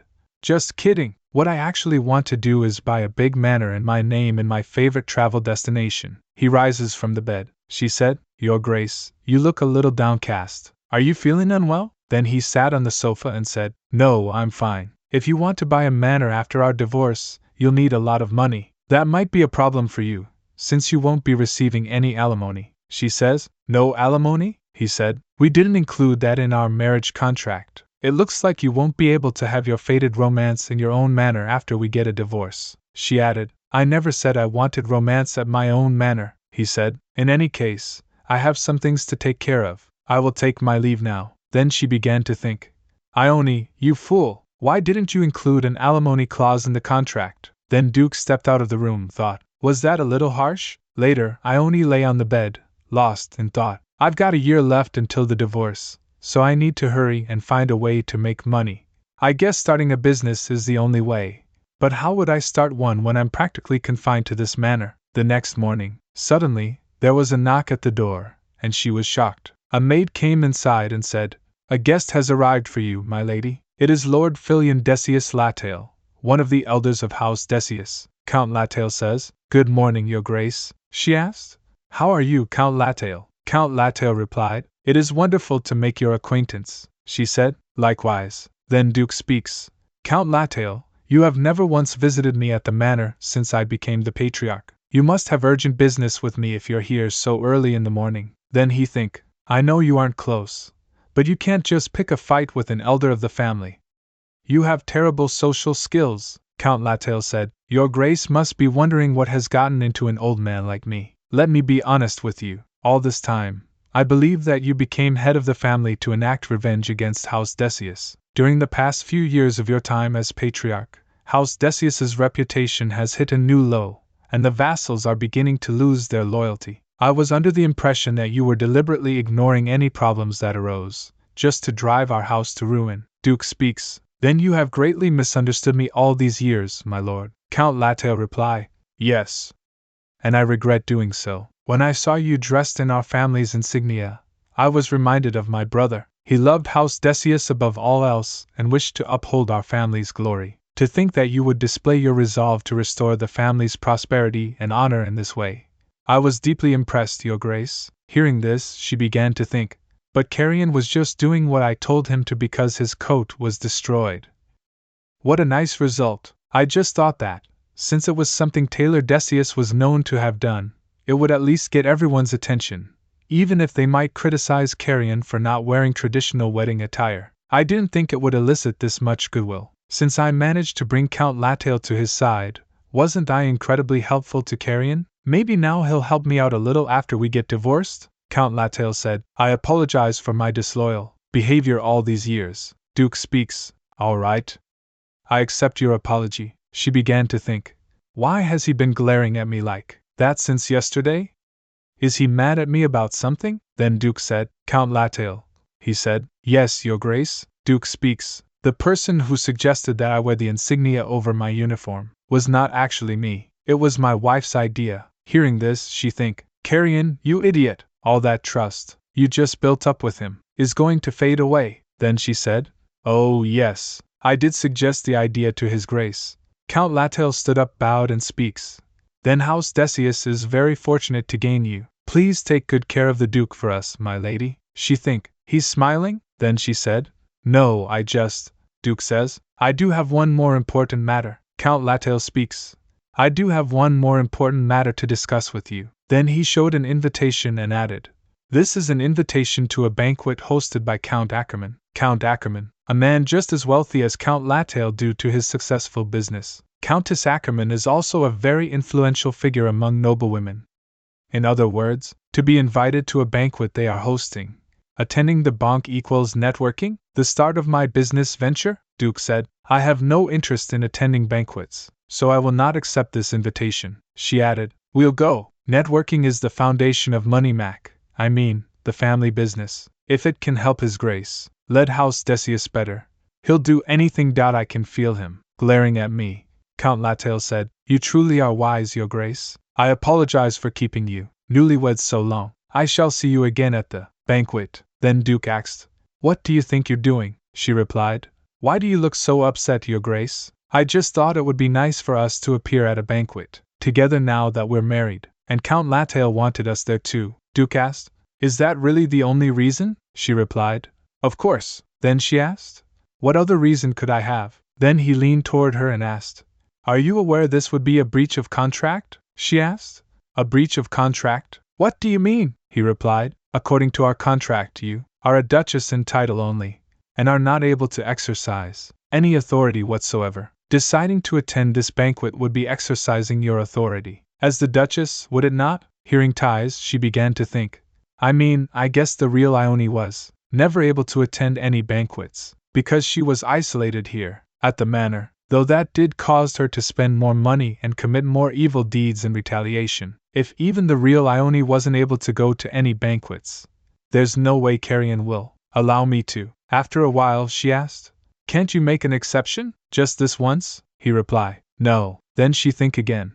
Why is he so unyielding? Then she asked, Why do you refuse to attend any banquets, Your Grace? He replied, I'd like to ask you the opposite. Why do you have to go? Banquets are chaotic and full of men with ill intentions. She said, Pardon? Men with what? He says, Oh, I just mean, never mind. In any case, I dislike such events, so please just give up. Hearing this, she shocked and think, What do I do? If I miss this opportunity, I might never get another one like it. Then he said, I should get going. She shouted loudly, One moment, Your Grace. Do you really intend to lead House Decius properly? He asked. What does a banquet have to do with my leadership? She replied, Banquets are very political. Nobles attend such events in order to get to know other people and build social connections. They also badmouth anyone who never attends such events, and this lowers their social standing. I'm sure you've never run into any big issues because you are a war hero, Your Grace. But your lack of participation has left House Decius politically isolated. If Edwin takes over as patriarch with things as they are now, can you imagine how lonely he will feel? You need to change things, if only for his sake. He speaks. Attending a banquet won't change people's perceptions that easily. She added, It won't be easy, but if you continue to interact with high society, there will be more and more nobles willing to stand on your side. Just think about how Count Latail's attitude changed after the wedding. I'll help you from now on. Then she began to think, and if we go to this banquet, I could also leave a good impression, and get to know a few noblewomen even better. He says, All right. We shall go to this banquet then. I will tell the attendants to start making preparations. But, she asked? But, he added, the only reason we will attend is to rectify House Decius's reputation. That is all. She smiled and asked, Of course. What other reason could there be? Then she think. Ahem, did he realize what I have planned? He said. You can't get distracted by anything else. Hearing this, she think again. Like what? He says. You aren't answering. Then she smiled and said, What? Oh, yes. Of course, the day of Count and Countess Ackerman's banquet. Viola Lattale speaks. Hello, your graces. My name is Viola Decius Lattale. Then she bowed and says, It's good to meet you, Countess. At that moment, Viola Lattale said, Oh my, you are wearing a pearl necklace as well today. Count Lattale's wife, Viola Decius Lattale. Viola Lattale speaks.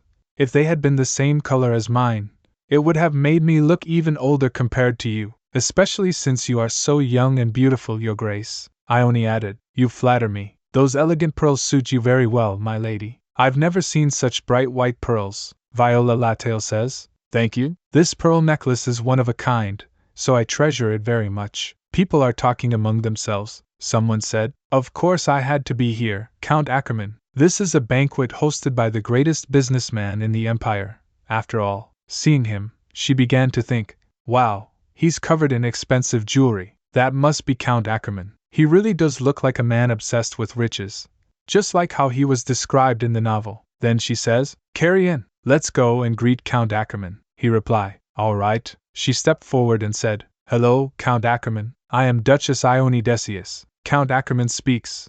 And the man next to me must be. Then Duke said, I am Duke Decius. It is good to meet you, Count Ackerman. Then he raised his hand. At that moment, Count Ackerman was shocked. Seeing him, people are talking among themselves. I thought the head of House Decius was a bastard son who was never properly educated, a warmonger who has been fighting the barbarians for years now. After a while, Count Ackerman speaks. You never accepted our invitations before, your grace, so I sent your invitation through Count Lattale this time, though I never expected you to actually attend. Oh my! My wife is about to join us. Please enjoy yourselves, Duke and Duchess Decius. Hearing all this, her hands were trembling and she lost in thought. Count Ackerman's response just now basically means, I sent out a courtesy invitation and never thought you'd show up. We're being treated as unwelcome guests. Stay calm. Our reputation is bad enough already. Getting into a shouting match now would only make things worse. It's my fault for insisting that we come here.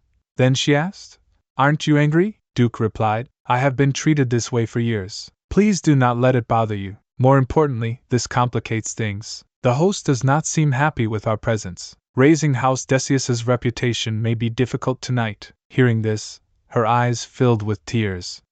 She wiped them and said, It's all right. I could just try and befriend Countess Ackerman instead. Then Duke asked, That would be a waste of your time. Would she not be quite similar to her husband? She asked. What if you used your good looks to win her over? Then she speaks. Try smiling, your grace. You can capture the hearts of all the middle-aged noblewomen here. Then Ione pulled her cheek. Duke says, Pardon? I don't want to. Do you think you're doing? Don't touch my face. Stay away from me, she said. Come on, give me a smile. It's not like it costs you anything. Suddenly, Count Ackerman shouted loudly. Are you saying that the necklace my wife is wearing is fake? Hearing this, she think, What's going on? Did someone start a fight? Viola Lattale speaks. Count Ackerman, please. I don't wish to make a scene. Please settle down. I was simply defending myself when the Countess claimed that my necklace was fake because it is not. Pambler the craftsman must have made another necklace just like it. Hearing all this, Count Ackerman says, Even if that is the case, how could the color of the pearls be exactly the same? I hear that Pambler's son has been making imitation versions. Perhaps you purchased one of those and are lying about it. Then he showed a paper and added, We have a certificate of authenticity from Pambler himself. Do you have one as well? Viola Lattale said, But Pambler doesn't give out such certificates. A few hours earlier, Count Ackerman stepped forward and says, Just as I expected, Countess Lattale is wearing that pearl necklace. You remember this isn't just about humiliating her, right? She replied, Of course, that's why we had this perfect replica made. Pambler's son really is skilled. Who would think this is a fake? Count Ackerman smiled and says, That old Count Lattale is obsessed with honor and dignity. And since he is a famously devoted husband, even that old man will give up on the imperial palace's supply rights. Seeing that my wife does not have a certificate of her own, Countess Lattale clearly wore that pearl necklace to humiliate my wife. It's obvious. My wife's necklace is the real one. Viola Lattale stepped forward and said, "How unkind of both of you." Then he pushed her and shouted loudly, "Do not step any closer to my wife." She fell to the ground. At that moment, Ione stepped forward and shouted loudly, "Ah! Enough! You are being far too rough with a noblewoman of her age." Then she asked, "My lady, are you all right?" Viola Lattale replied, "It's all right. Thank you, Duchess Decius." Then she speaks, "All we need to do to end this argument is to prove whose necklace is real, right? I will go ahead and prove the authenticity of one of these necklaces right now." Count Ackerman said angrily, "That will be unnecessary. I have a certificate of authenticity right here," she says. "A certificate like that does not prove anything." He asked, "Are you calling us liars?" She replied, "I've purchased a necklace from Pambler before, and never received such a certificate either. That's because he leaves a small etching on each necklace." Then she think, Ione's memories really come in handy at times like this. Ione desperately wanted a Pambler necklace of her own, but since he only created 1 or 2 a year, she was never able to get one. After a while she speaks, because of the rise in fakes, he now writes certificates if asked, which means not having one does not prove it is fake. We need to authenticate these necklaces another way. If it was Pambler's son who copied his father's work, then the pearls he used will most definitely be fake. There are rumors that the son is a broke gambler, making profits from fake jewelry. Then she asked, "Isn't that right, Count Ackerman?" He replied, "Yes, it is." Then she took out a pearl from her ear and said, "I have a method of differentiating whether a pearl is real. Bring me the wine." Maid says, "Yes, your grace." Then she think, "Ugh, my earlobe stings from ripping out my earring in anger." At that moment she threw her pearl into the wine glass. As soon as she threw her pearl into the wine glass, a strong smell came from it, and people, seeing this, started murmuring among themselves, "Goodness, what is that smell? What are you doing? What is that sour-smelling water that's making the pearl dissolve?" Then Ione smiled and said, "This is vinegar, but not just any vinegar. It's made from a fruit that only grows in the deep forests of the south. It's a unique fruit that can be turned into the strongest alcohol in the world, or a very acidic vinegar." Then she lost in thought. Before her family was ruined, Ione tried to mimic the empresses of the eastern continent. By drinking pearls dissolved in vinegar, she experimented with all kinds of vinegar. After finding a special one that could dissolve pearls quickly, Ione began to buy up pearls, planning to show off what she had discovered at a banquet. But she didn't get to show off anything at all. She had to sell all her jewelry because her family fell to ruin. After a while she speaks, "Even regular vinegar can dissolve pearls, but it takes a very long time. However, they happen to have this special vinegar here." Then she asked, "Now then, shall we see whose pearl necklace is the real one?" Count Ackerman's wife said, "Your Grace, who is going to reimburse me if my expensive necklace dissolves in the vinegar?" Count Ackerman says, "This necklace is worth 1,000,000 gold." Hearing this, she began to think, only real pearls dissolve in vinegar. They know their fake necklace won't melt, so they're just making a fuss on purpose. Suddenly Duke came and said, "I'll pay you double the price. I will pay you 2,000,000 gold. Twice the value of the necklace." Then he asked, "What do you say? 2,000,000 gold?" Hearing this, people are talking among themselves. That's enough to buy a luxury manor inside the capital. As precious as the necklace may be, anyone would take that deal, wouldn't they? You're right. Count Ackerman is a shrewd businessman. He's bound to sacrifice the necklace for 2,000,000 gold. Then she asked, "Now then, shall we see if Countess Ackerman's necklace is real first?" Count Ackerman's wife said, "My stomach suddenly hurts. I think I need to go lie down." Count Ackerman speaks, "My poor darling. I apologize, but we'll have to end the banquet here. I hope everyone gets home safely." Suddenly, Count Lattale shouted loudly, "Count Ackerman! Where are you? How dare you insult my wife?" Then he stepped forward and speaks, "Viola, I heard that Countess Ackerman pushed you. Are you all right?" Viola Lacial smiled and says, "Don't be so angry, dear. Her Grace was very helpful. She helped me up after the Countess pushed me and was the only one to step in when they accused me of lying about my necklace." Count Lattale shouted loudly, "Is that true? Duchess Decius, I don't know how I can ever repay you." Ione said, "You don't have to do that.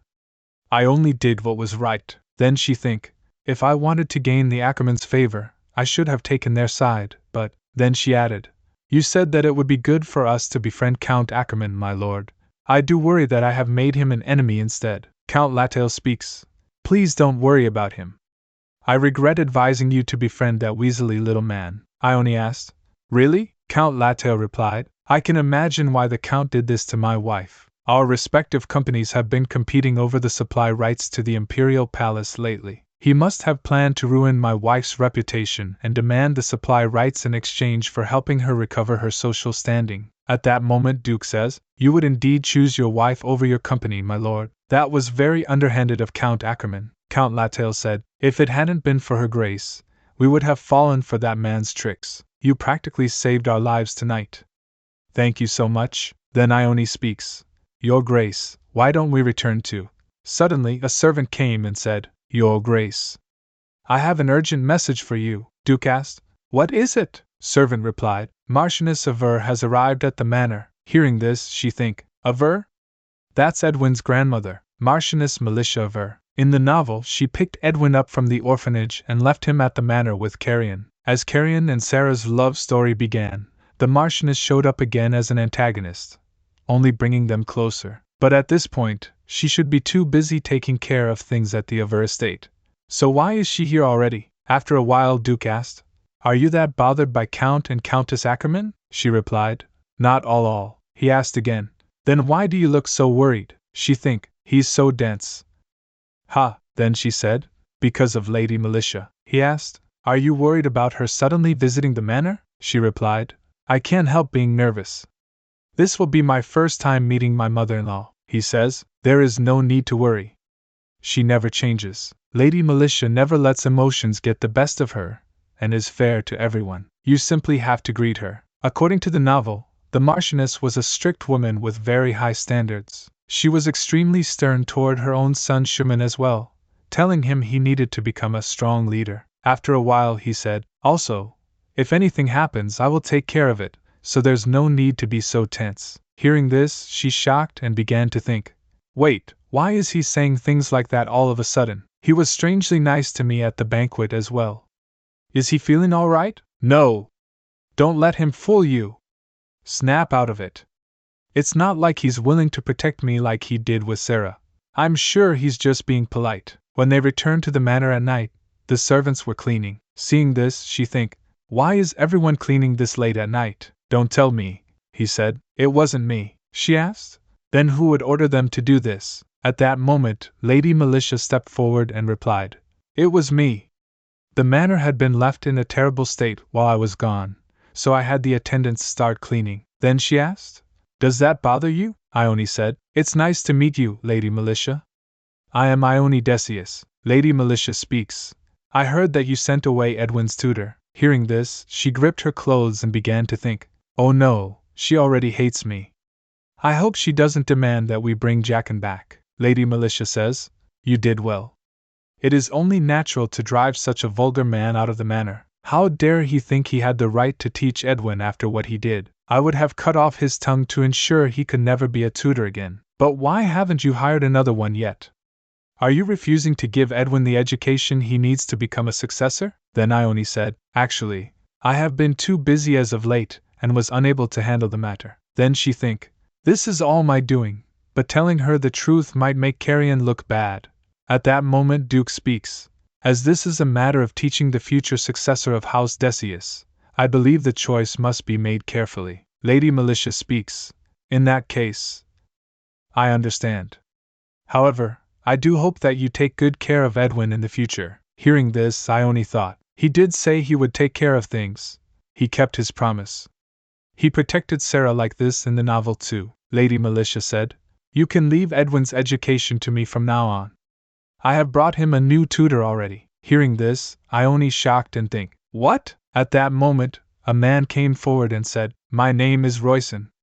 I will be teaching Lord Edwin starting tomorrow. The next day, Ione lost in thought. Right after breakfast, Edwin headed to the classroom with his new tutor. It didn't look like he wanted to go, but he couldn't speak up against Militia's stern stare. I couldn't really object either, so I had no choice but to watch Edwin get dragged away. After a while, she lies on her bed in her room and says, That was exhausting.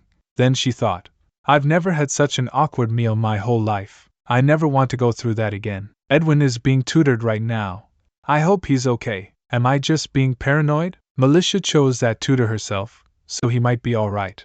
In the novel, Militia wasn't able to treat Edwin with much warmth, but she actually cherished him more than anyone. I could just be getting in the way. If Royson is a good teacher, this is the best thing for Edwin. That's right. Wait, no. What if Royson keeps tutoring Edwin even after I get divorced and leave? Then Sarah will never be chosen as a tutor or come to the manor. That's no good. I can't let the plot divert from the original story any further. I ended up coming here. I want to see what kind of person Royson is. If he's not that great, I'll just refuse to accept him as Edwin's tutor. Then she slightly opened the door, and in front stood Militia. Militia? Why is she here? She sees? Militia asked. What did you just say? Edwin replied. All I need is the Duchess. I don't need a tutor. Hearing this, she began to think. What? What is Edwin saying? Militia asked again. Did you just tell me that you are not in need of a tutor? Edwin was scared. He replied. Instead of studying with a teacher, I much prefer reading storybooks with Her Grace. Militia speaks. Goodness, storybooks? Is that all she made you read? Storybooks for a child training to become the family heir. How ridiculous. Then she added. Royson. How long will it take for Edwin to catch up to other boys his age before he enters the academy? Royson speaks.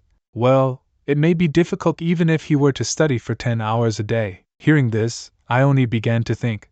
What? 10 hours a day? Are they planning to kill Edwin? Then Militia said. Then we have no time to waste. Starting today, you must teach him as much as possible without a day's rest. Royson says. Yes, my lady. Also, Militia speaks. Get rid of all the storybooks in the manor. At that moment, Edwin was crying and said, No, my lady. You can't. I'm so sorry for what I said.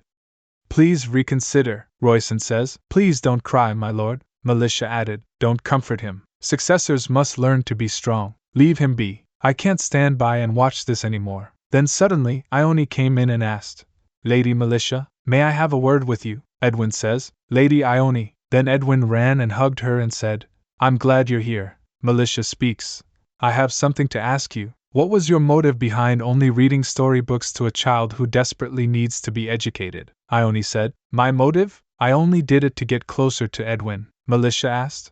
To get closer to him? Are you sure you didn't do it to ruin his education? Ione replied. Of course not. Then Militia speaks. I've heard of your reputation, so I did not expect you to handle the responsibilities of the lady of the house to begin with. But I can't let you get away with trying to ruin my grandson's future. From now on, you are not to spend any time with Edwin. Hearing this, Ione shocked and says, What? Militia said. You are not to spend any time alone with him unless there is an official event at House Decius. Royson, bring Edwin here and sit him down. At that moment, Duke came and said, Enough. Then he stepped forward and added, I overheard everything. What do you think you are doing? Militia replied. You've heard everything, so you should know. This woman tried to ruin Edwin's educational foundation. Hearing this, Duke shouted loudly, Ione would never do such a thing. Militia speaks. I can't speak to you when you are behaving this way. If you mean to defend your wife to such a degree, I shall take Edwin with me. Hearing this, Edwin trembled and said, No. Then Duke says, Lady Militia. Militia speaks. I have nothing more to say. I am Edwin's grandmother, so I will. Then suddenly Keegan came and said, Your Grace. There is an urgent message, Duke asked. What is it? Keegan replied. Well, you see. Then Duke said, Edwin, please go outside for a moment. Edwin says, All right. Then Edwin left. Duke asked, Go ahead. Is it related to Edwin? Keegan replied. Yes, you see. The temple has refused to enter Edwin into the family register. Hearing this, Ione think, What? Then Keegan speaks. This letter says that High Priest Verdun, who is in charge of adoptions among nobles, refuses to approve Lord Edwin's adoption. Duke said, The High Priest? Then Militia stepped forward and speaks. How ridiculous. We must go and speak to him at once. Duke says, Calm down, my lady. Even if we leave now, we won't make it in time for visiting hours at the temple. Would it not be better for you to join me there tomorrow morning? Then Ione said, Let me come with you as well. Duke says, Ione? Ione speaks. I am Edwin's mother, and as such, I would like to protect him. Duke said, All right. We shall all go together. Then Militia shouted loudly, Your Grace? Then Ione began to think. Perfect. The only reason the temple would suddenly refuse to approve Edwin's adoption is because someone is trying to prevent him from becoming the next successor. Only Lenin would do such a thing, but this never happened in the novel. Why would Lenin act differently now? Meanwhile, Lenin, sipping his tea, said, "The Darjeeling is particularly fragrant today." Nelson speaks. Lord Lenin, I have completed everything you ordered me to do. The High Priest has refused to approve the adoption. Lenin says, good. Someone like him needs a firm hand to be convinced. Nelson asked, Lord Lenin, may I ask you something? Then he speaks. Marchioness Aver will get involved. All of House Decius will be in an uproar. Why have you decided to plan something so overt? This isn't your usual style. Hearing this, Lenin said, there's something I want to confirm. Ione Decius. I want to find out what she is capable of. I thought she was just a foolish wench. But judging by her actions since the wedding, that doesn't seem to be the case at all. And I just can't sit still when there are rumors that she adores her stepson. Then Nelson says, so you mean to test her? To see whether she will become an obstacle for you? Lenin added, that's right. If she is simply acting, she won't get in my way when I attempt to get rid of the boy. But if she truly adores him, she will do whatever it takes to protect him, with far more cleverness than I ever thought she was capable of. A little while later they reached the temple. Ione stepped out of the carriage and began to think.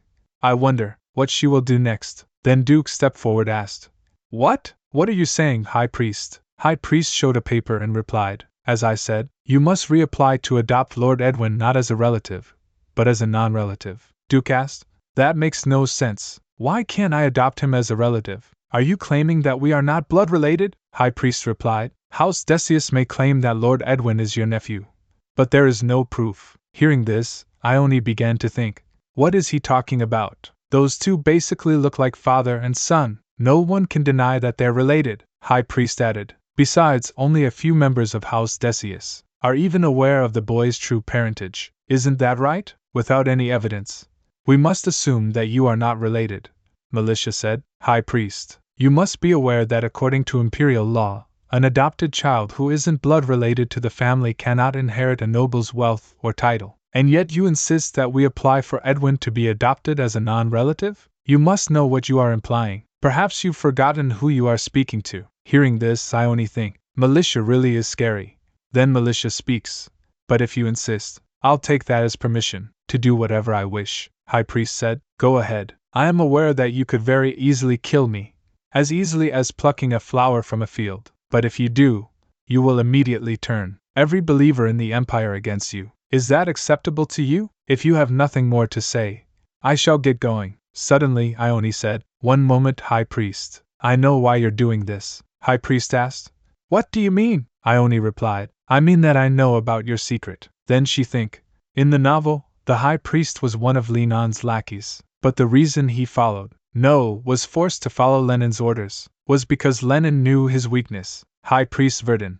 He actually has a daughter out of wedlock. There was a woman you loved in your youth. Because priests aren't allowed to marry, you should have given one of them up. But because of your ambition, Verdun decided on keeping both the priesthood and his love. As a result, you had a daughter, and Verdun rose to the position of High Priest, while keeping this a secret. In the novel, only Lenin knew about this. I bet you didn't expect me to know as well. After a while, High Priest asked, so, why would that matter? Ione replied, hold on, I know your secret. I'm not lying. Then she asked, are you really all right with having your secret exposed? High Priest replied, yes.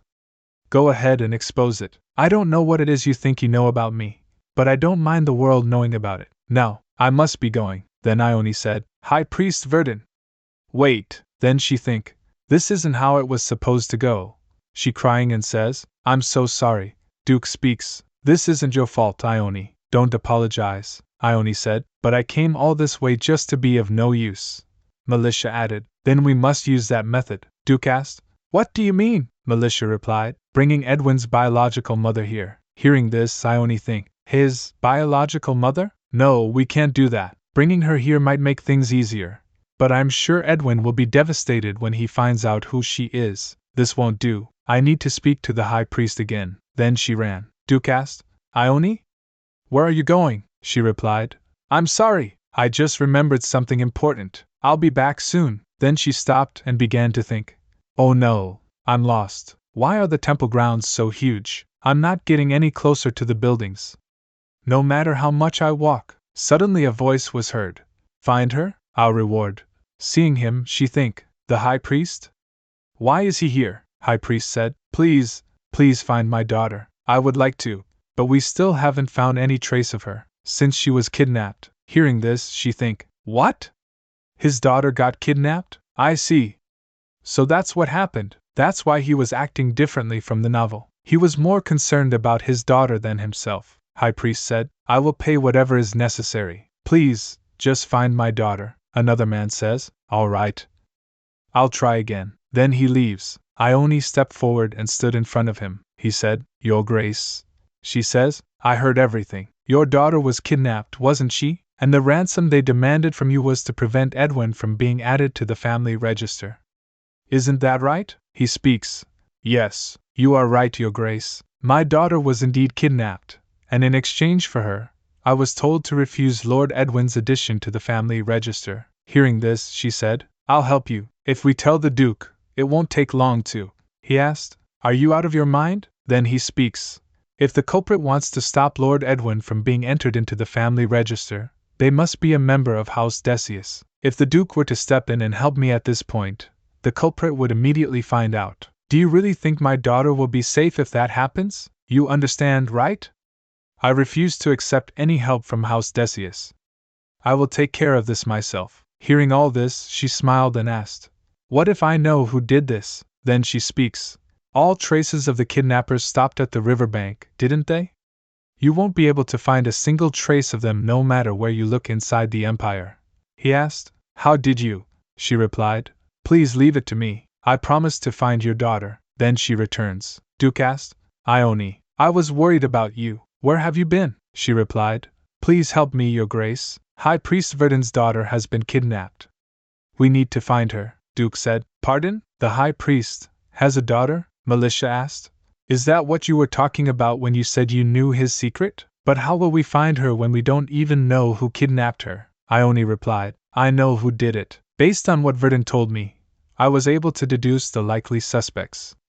The Shangos Pirates. They are a criminal organization specialized in human trafficking, which Lenin has been backing. They are the most likely culprits in this case.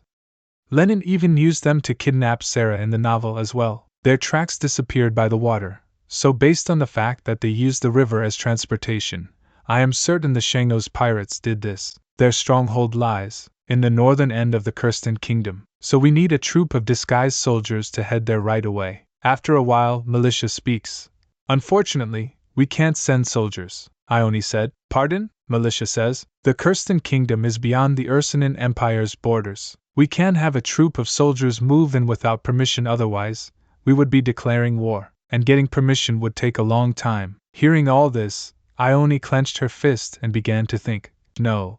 At this rate, we won't be able to rescue the High Priest's daughter, and Carrion won't be able to adopt Edwin. Militia speaks. I will take care of this, Ione said. Pardon? Then Duke says, How will you do that, Lady Militia? House-averse forces won't be able to cross the borders either. Militia speaks. We just have to make sure not to send anyone across the borders. Then she gave a signal. The knights advanced and spoke. Yes, master. Then Ione think. Who are all these people? Militia said. Send word to the Kirsten Kingdom branch of the Sand Mercenary Band. As their leader, I order them to destroy the Shangnos Pirates' stronghold immediately. I, the head of the mercenary band, order them to immediately attack the Shangnos Pirates' stronghold and burn it down. Hearing this, Ione began to think. No way. Militia is the head of the Sand Mercenary Band? The Sand Mercenary Band, unlike regular mercenary groups, they have branches all over the continent, making them an international force of unfathomable size. Because of that, everyone on the continent has heard of the Sand Mercenary Band. To think that Militia was the head of such a huge organization. The novel never mentions this. Then Duke asked, Lady Militia, does this mean the Sand Mercenaries were founded by House of Ur? Hearing this, Ione think. Carrion didn't know either? Captain of the Guard speaks. The former Marquis founded the mercenary band to carry out clandestine missions. I was handed the reins to the operation just before I was married. Then she began to think. Just before she was married? That means Militia started growing such a huge military force around my age. Everything was resolved in a heartbeat after that. The Sand Mercenary Band took down the Shangno's pirates within a day, and were able to find the High Priest's daughter among the hostages. The High Priest saw her daughter and said, "Leah?" Then she ran and hugged her and says, "My child." Leah speaks. "Father, I missed you so much," High Priest asked. "Are you hurt at all? You must have been so frightened." Leah replied, "I'm all right. You saved me." At that moment, he saw Ione. Then she thought, "Wait, why is he glaring at me all of a sudden?" Then he stepped forward, bowed, and spoke. "Thank you so much for rescuing Leah. I will be forever grateful to you." Ione smiled and said, "I'm glad your daughter is safe." He says, "When I became a priest, I wanted to reach the highest position. But now that I almost lost my daughter, I realize something. I love her more than I love my position. I have decided to be with Leah from now on. After all of this over, I will give up my position as High Priest. Leah and I will move somewhere far away and live there in peace." Hearing this, Ione lost in thought. The Verdun I read about in the novel was always so desperate to keep his position as High Priest.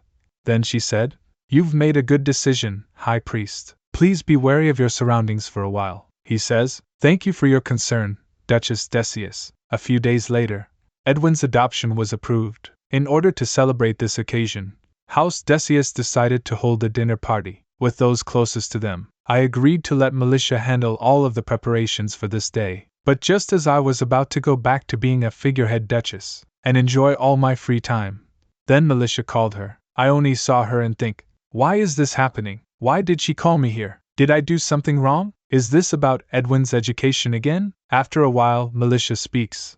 "I summoned you here because I wanted to ask you something." Hearing this, she said in her mind, "What would she want to ask me?" Militia asked, "How did you find out about the High Priest's secret?" Upon hearing this, she thought, "Oh no, what do I say? I can't think of a plausible reason. I can't tell her I read it in the novel."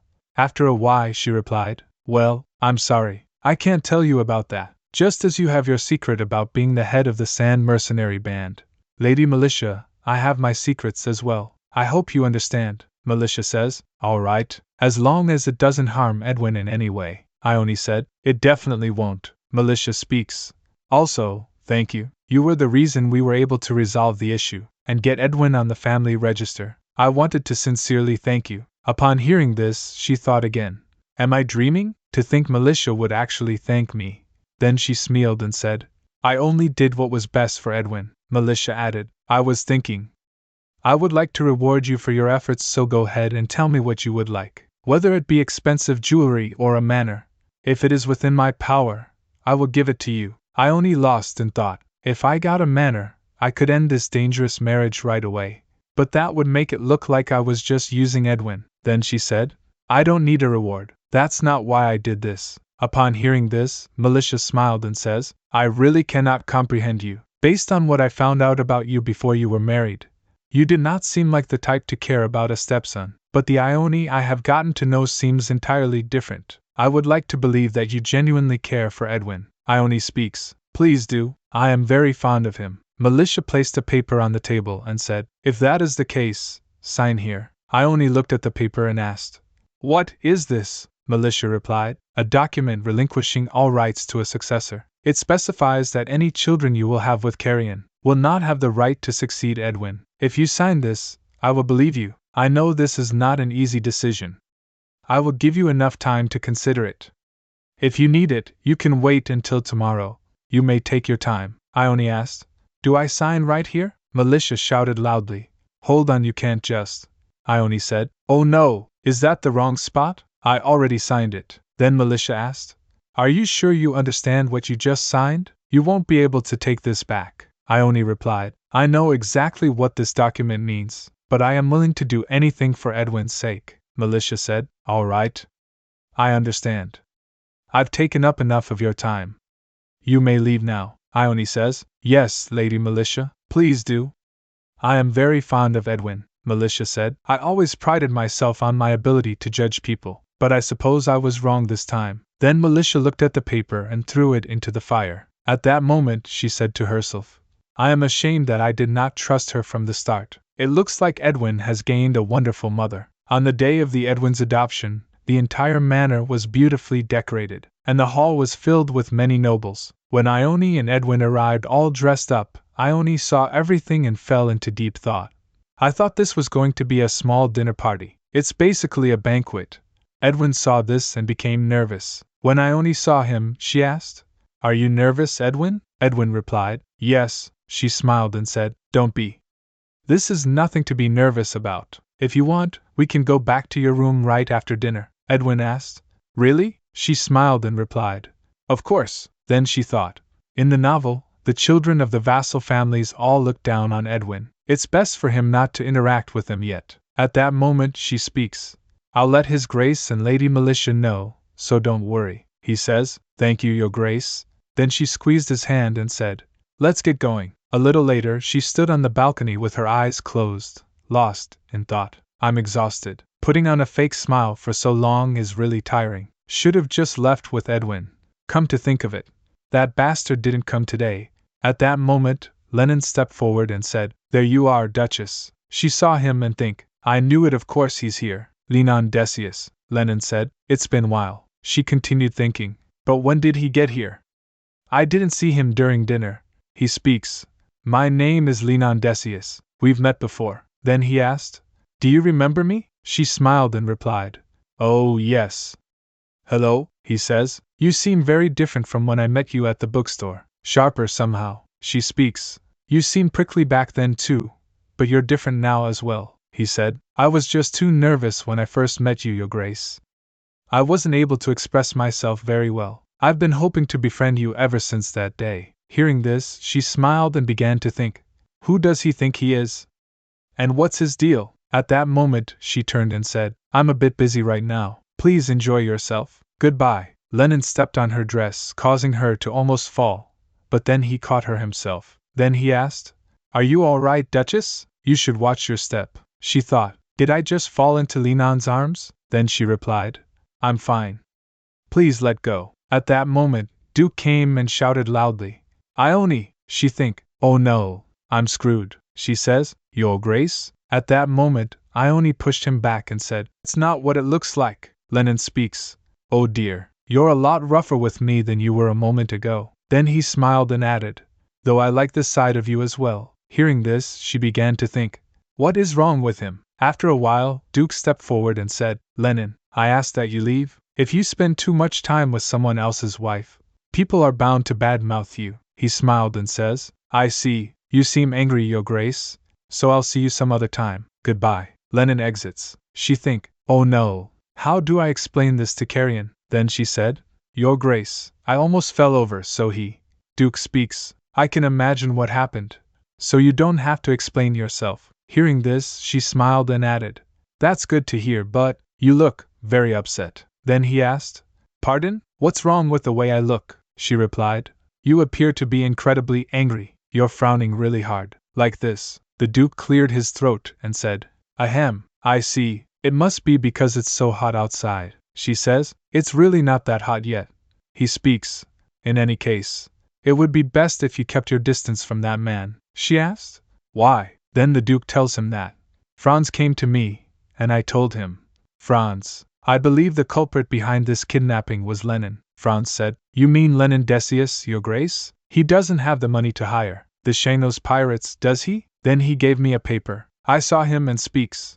"When Lenon was the captain of the Imperial Guard, he was ordered by the Emperor to exterminate the pirates. But there was one group of pirates he failed to defeat, the Shanos pirates. I have a feeling Lenon kept them alive on purpose, and when I heard they were the pirates who kidnapped the High Priest's daughter, my suspicion grew." Then Franz said, "Do you plan on getting rid of Lenon Decius then? You should act soon if that is the case." I added, "No.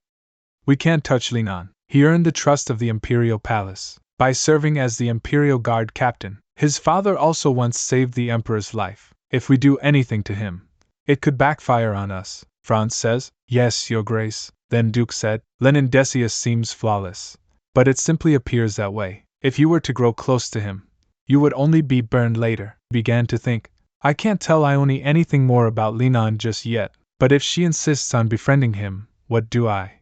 Upon hearing this, she says, "All right, then I'll stay away from him." He said, "Pardon?" She says, "I'll try not to converse with him in private at all." At that moment, she think again, Of course, Carrion is wary of Leon, considering everything that guy did to him in the novel.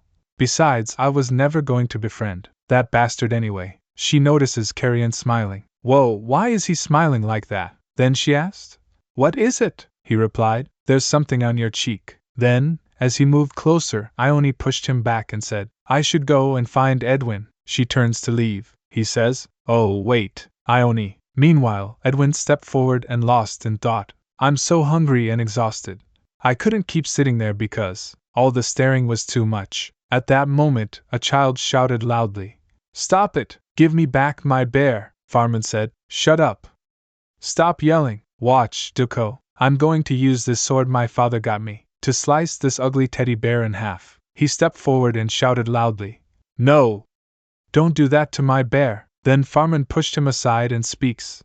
Go away, Dieterbank, you little pig. You're in the way. Stop being such a pain. Get out of here, or I'll hit you again. Edwin stepped forward, stood in front of him, and said, Stop it! A true swordsman doesn't use his sword to bully the weak. Farman asked.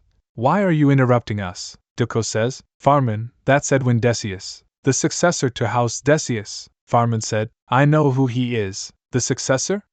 As if. He's just an illegitimate child. Then Edwin shouted loudly. Give that teddy bear back right now, Farman said angrily. How dare you? Then he added, Fine. Here, take it. But, then he drew his sword, placed it at Edwin's throat, and said, You'll have to dodge my sword first. Duco asked. Farman, what if he gets hurt? Farman replied, I'll just say we were sparring. My father will take care of it. So don't worry about it, Duco. At that moment, Farman thought, What's wrong with him? Why isn't he frightened? Any other kid would be trembling in fear by now. Oh right, I heard the successor of House Decius hasn't had any sword fighting lessons yet. That's why he doesn't know how scary a blade can be. What an idiot! Then, all of a sudden, he attacked. He continued thought. He dodged? Again? How dare he dodge my attacks twice? Then, all of a sudden, Edwin fell. Farman said, You lowly bastard child. How dare you defy me? Suddenly, Ione came and shouted loudly. Stop right there, Farman said. Duchess Decius? Ione speaks. Put down that sword right now. Then she stepped forward and asked, Edwin, are you all right? Are you hurt at all? Edwin replied, I'm fine. I'm uninjured. Duco asked. That's the Duchess. What do we do now, Farman? Farman replied, Why should we do anything? That woman is nothing. My father told me she's just a pawn, without any power. Hearing this, Ione began to think. This kid really thinks he's all that, huh? Farman, I remember that name from the novel. He was the ringleader of the boys who bullied Edwin. The kid next to him must be Duco Cuban. Then she said, You too. You had better apologize to these boys right now. Farman asked, Why would we apologize, when we did nothing wrong? Then he added, We were just playing with Dieter, and sparring with Lord Edwin. She shouted loudly, You were the only one swinging a sword. That's not sparring. Farman speaks. He just told you he wasn't hurt. Ugh, how annoying. Hearing this, she says, You little. I guess words aren't enough for you too. Then she stepped forward. Farman asked, What are you? Why are you coming closer? She replied, You need to be more careful about who you try to play tricks on. You chose the wrong person this time. They started trembling with fear. Then Farman said, Stay away. At that moment, he raised his sword and added, I told you to stay away. Please remember to like and subscribe if you enjoyed the video, as it really helps our channel grow. Thanks.